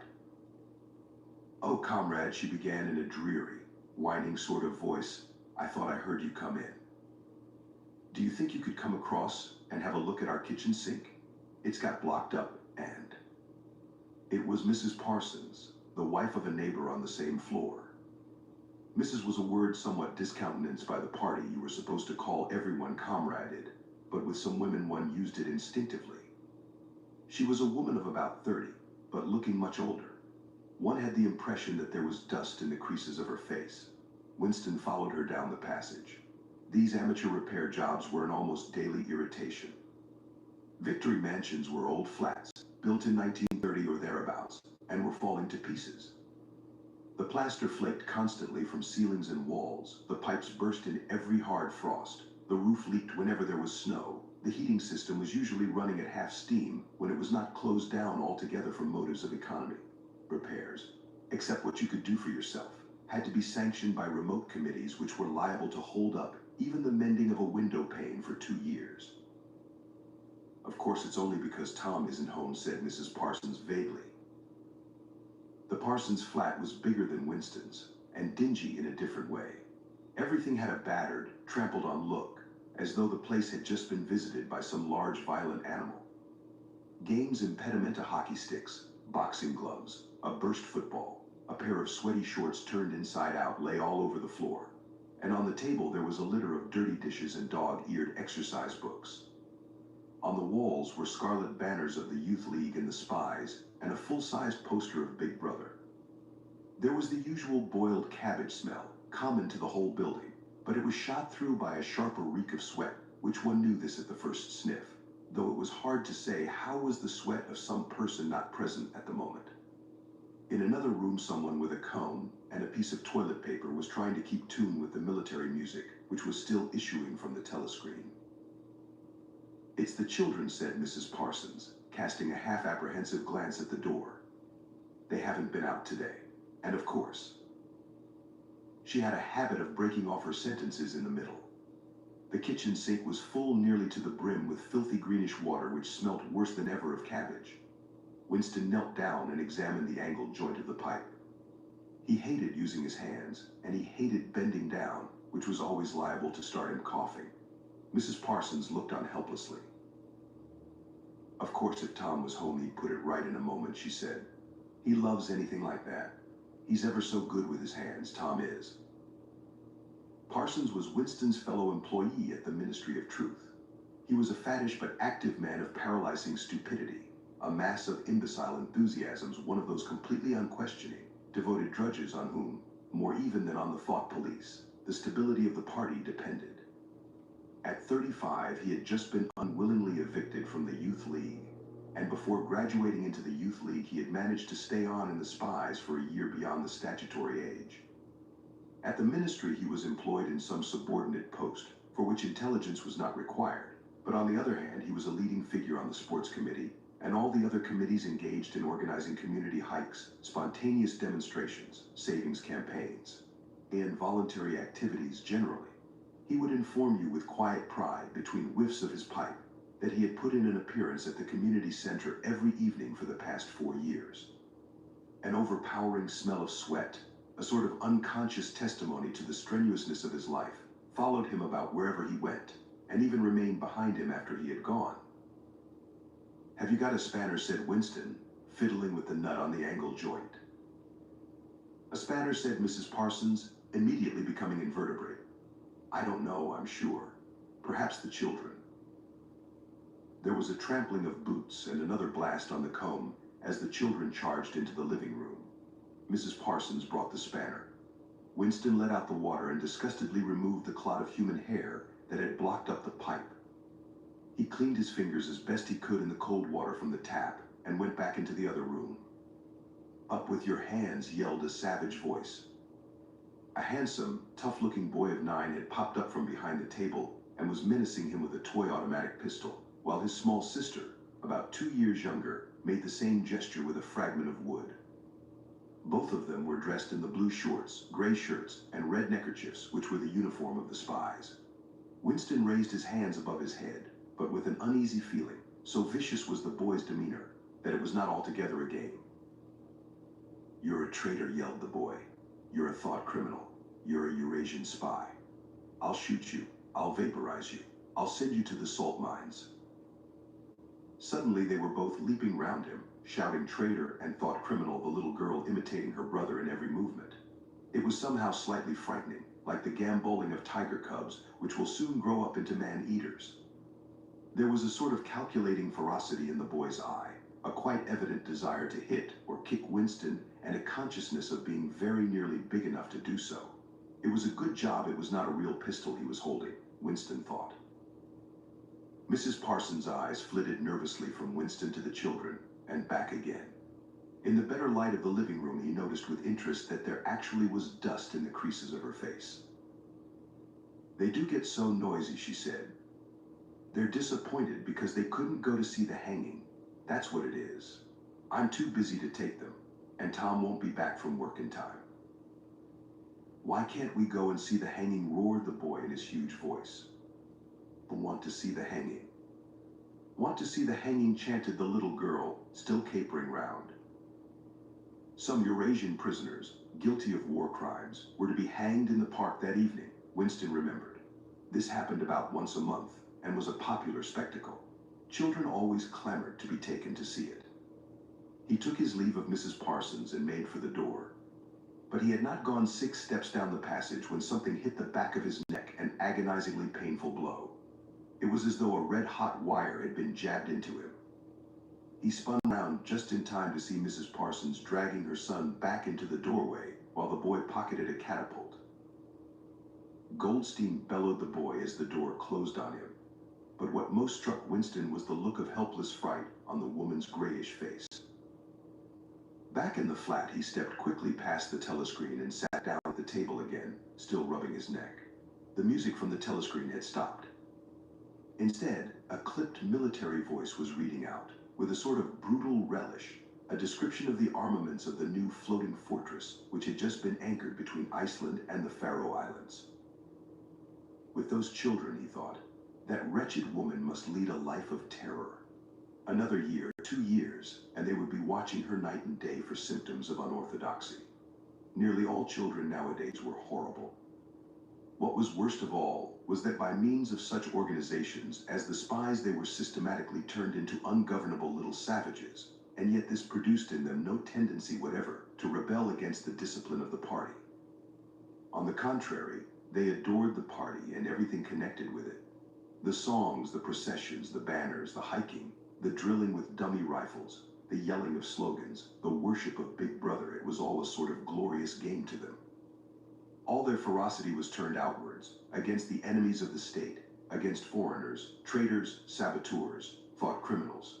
It was almost normal for people over 30 to be frightened of their own children. And with good reason.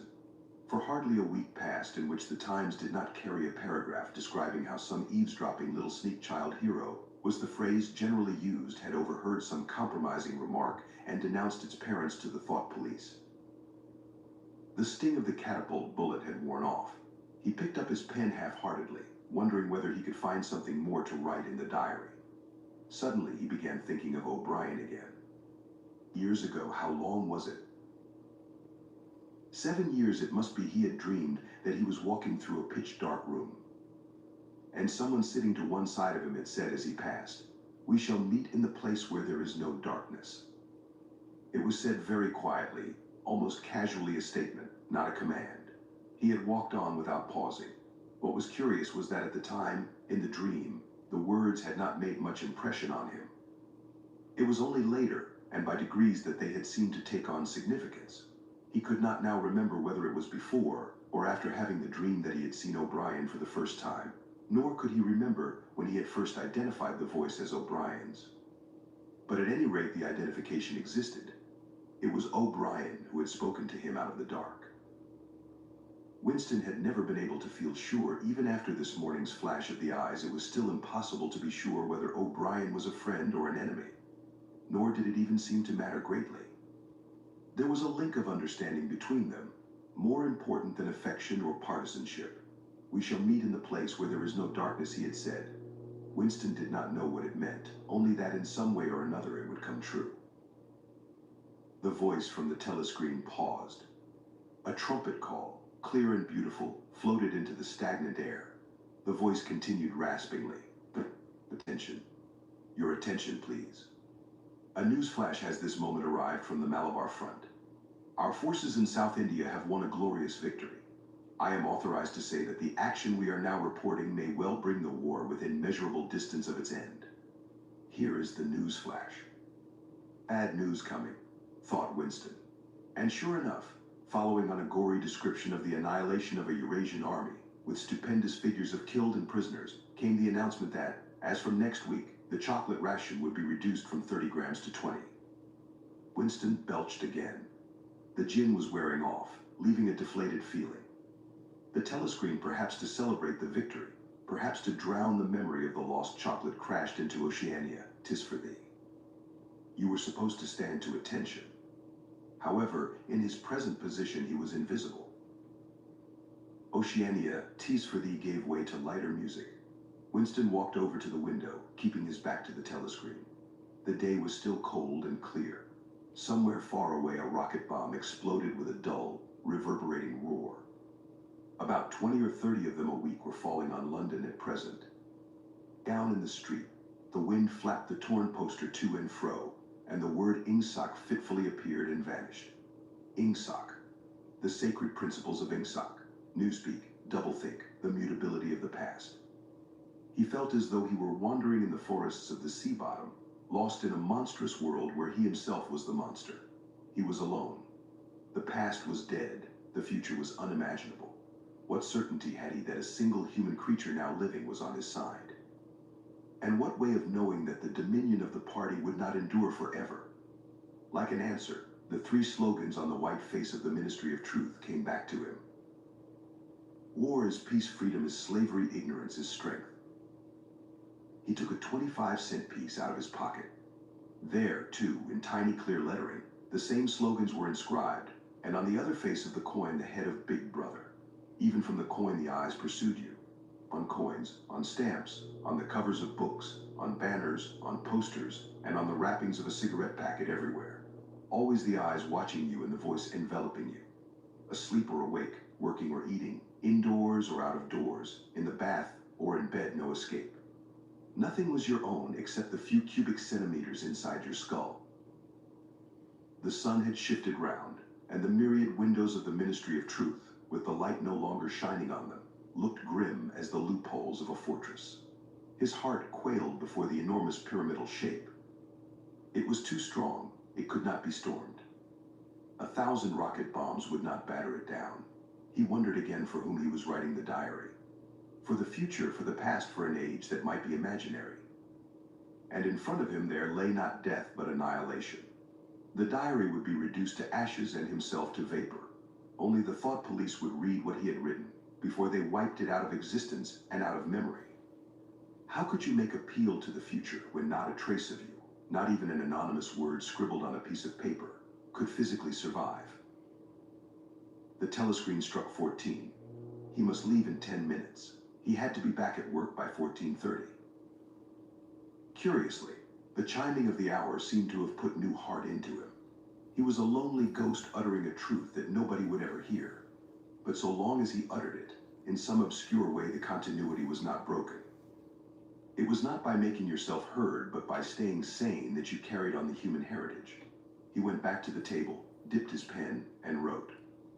To the future, or to the past, to a time when thought is free, when men are different from one another and do not live alone, to a time when truth exists and what is done cannot be undone.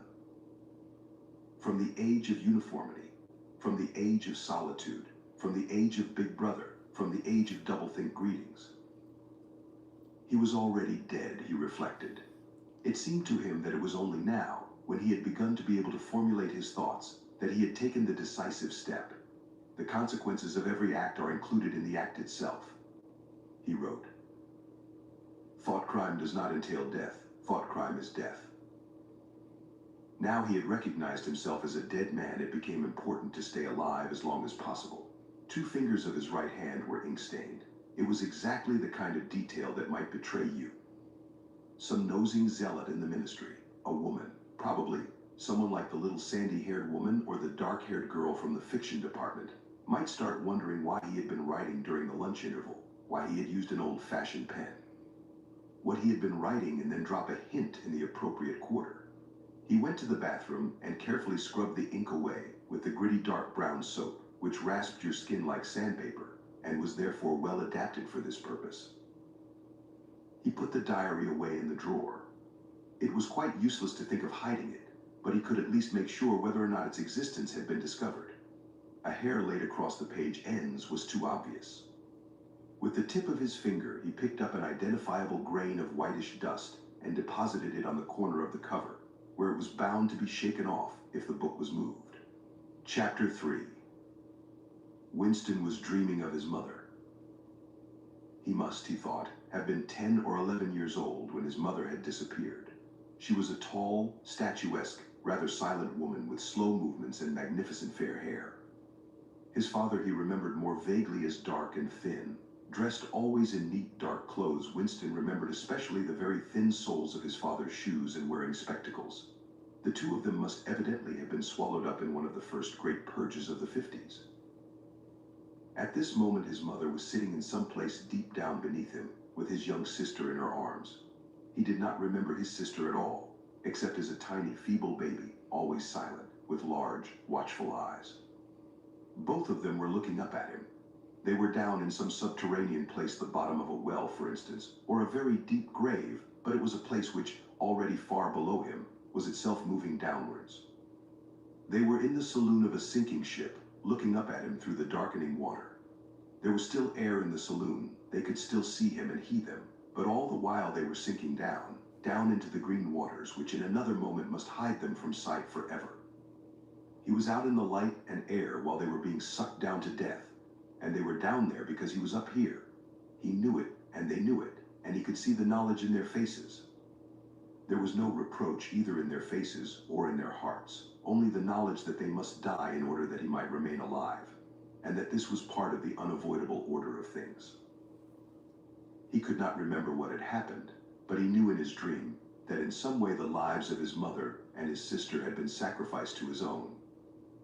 It was one of those dreams which, while retaining the characteristic dream scenery, are a continuation of one's intellectual life, and in which one becomes aware of facts and ideas which still seem new and valuable after one is awake. The thing that now suddenly struck Winston was that his mother's death, nearly 30 years ago, had been tragic and sorrowful in a way that was no longer possible. Tragedy, he perceived, belonged to the ancient time, to a time when there was still privacy, love, and friendship, and when the members of a family stood by one another without needing to know the reason. His mother's memory tore at his heart because she had died loving him, when he was too young and selfish to love her in return, and because somehow he did not remember how she had sacrificed herself to a conception of loyalty that was private and unalterable. Such things, he saw, could not happen today. Today there were fear, hatred, and pain, but no dignity of emotion, no deep or complex sorrows. All this he seemed to see in the large eyes of his mother and his sister, looking up at him through the green water, hundreds of fathoms down and still sinking. Suddenly he was standing on short springy turf, on a summer evening when the slanting rays of the sun gilded the ground. The landscape that he was looking at recurred so often in his dreams that he was never fully certain whether or not he had seen it in the real world. In his waking thoughts he called it the Golden Country. It was an old, rabbit-bitten pasture, with a foot track wandering across it and a molehill here and there. In the ragged hedge on the opposite side of the field, the boughs of the elm trees were swaying very faintly in the breeze, their leaves just stirring in dense masses like women's hair. Somewhere near at hand, though out of sight, there was a clear, slow-moving stream where dace were swimming in the pools under the willow trees. The girl with dark hair was coming towards them across the field. With what seemed a single movement, she tore off her clothes and flung them disdainfully aside. Her body was white and smooth, but it aroused no desire in him. Indeed, he barely looked at it. What overwhelmed him in that instant was admiration for the gesture with which she had thrown her clothes aside. With its grace and carelessness, it seemed to annihilate a whole culture, a whole system of thought, as though Big Brother and the party and the thought police could all be swept into nothingness by a single splendid movement of the arm. That, too, was a gesture belonging to the ancient time. Winston woke up with the word Shakespeare on his lips. The telescreen was giving forth an ear-splitting whistle which continued on the same note for 30 seconds. It was not 7:15, getting up time for office workers. Winston wrenched his body out of bed naked, for a member of the outer party received only 3,000 clothing coupons annually, and a suit of pajamas was 600 and seized a dingy singlet and a pair of shorts that were lying across a chair. The physical jerks would begin in 3 minutes. The next moment he was doubled up by a violent coughing fit which nearly always attacked him soon after waking up. It emptied his lungs so completely that he could only begin breathing again by lying on his back and taking a series of deep gasps. His veins had swelled with the effort of the cough, and the varicose ulcer had started itching. 30 to 40 group, yapped a piercing female voice. 30 to 40 group, take your places please. 30s to 40s. Winston sprang to attention in front of the telescreen, upon which the image of a youngish woman, scrawny but muscular, dressed in tunic and gym shoes, had already appeared. Arms bending and stretching, she rapped out, "Take your time by me. 1, 2, 3, 4. 1, 2, 3, 4. Come on, comrades, put a bit of life into it. 1, 2, 3, 4. 1, 2, 3, 4. The pain of the coughing fit had not quite driven out of Winston's mind the impression made by his dream, and the rhythmic movements of the exercise restored it somewhat. As he mechanically shot his arms back and forth, wearing on his face the look of grim enjoyment which was considered proper during the physical jerks, he was struggling to think his way backward into the dim period of his early childhood. It was extraordinarily difficult. Beyond the late 50s, everything faded. When there were no external records that you could refer to, even the outline of your own life lost its sharpness. You remembered huge events which had quite probably not happened. You remembered the detail of incidents without being able to recapture their atmosphere, and there were long blank periods to which you could assign nothing. Everything had been different then. Even the names of countries and their shapes on the map had been different. Airstrip 1, for instance, had not been so called in those days. It had been called England or Britain, though London, he felt fairly certain, had always been called London. Winston could not definitely remember a time when his country had not been at war, but it was evident that there had been a fairly long interval of peace during his childhood, because one of his early memories was of an air raid which appeared to take everyone by surprise. Perhaps it was the time when the atomic bomb had fallen on Colchester. He did not remember the raid itself, but he did remember his father's hand clutching his own as they hurried down into some place deep in the earth, round and round a spiral staircase which rang under his feet, and which finally so wearied his legs that he began whimpering, and they had to stop and rest. His mother, in her slow, dreamy way, was following a long way behind them. She was carrying his baby sister, or perhaps it was only a bundle of blankets that she was carrying. He was not certain whether his sister had been born then. Finally, they had emerged into a noisy, crowded place which he had realized to be a tube station. There were people sitting all over the stone-flagged floor, and other people, packed tightly together, were sitting on metal bunks, one above the other. Winston and his mother and father found themselves a place on the floor, and near them an old man and an old woman were sitting side by side on a bunk.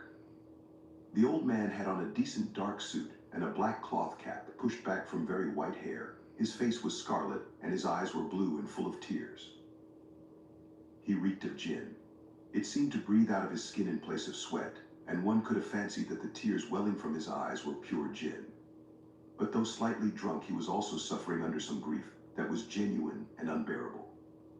In his childish way, Winston grasped that some terrible thing, something that was beyond forgiveness and could never be remedied, had just happened. It also seemed to him that he knew what it was. Someone whom the old man loved, a little granddaughter perhaps, had been killed.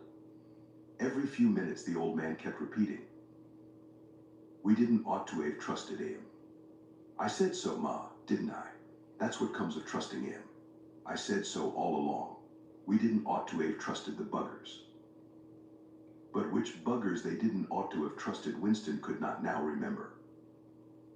Since about that time, war had been literally continuous, though strictly speaking it had not always been the same war. For several months during his childhood there had been confused street fighting in London itself, some of which he remembered vividly.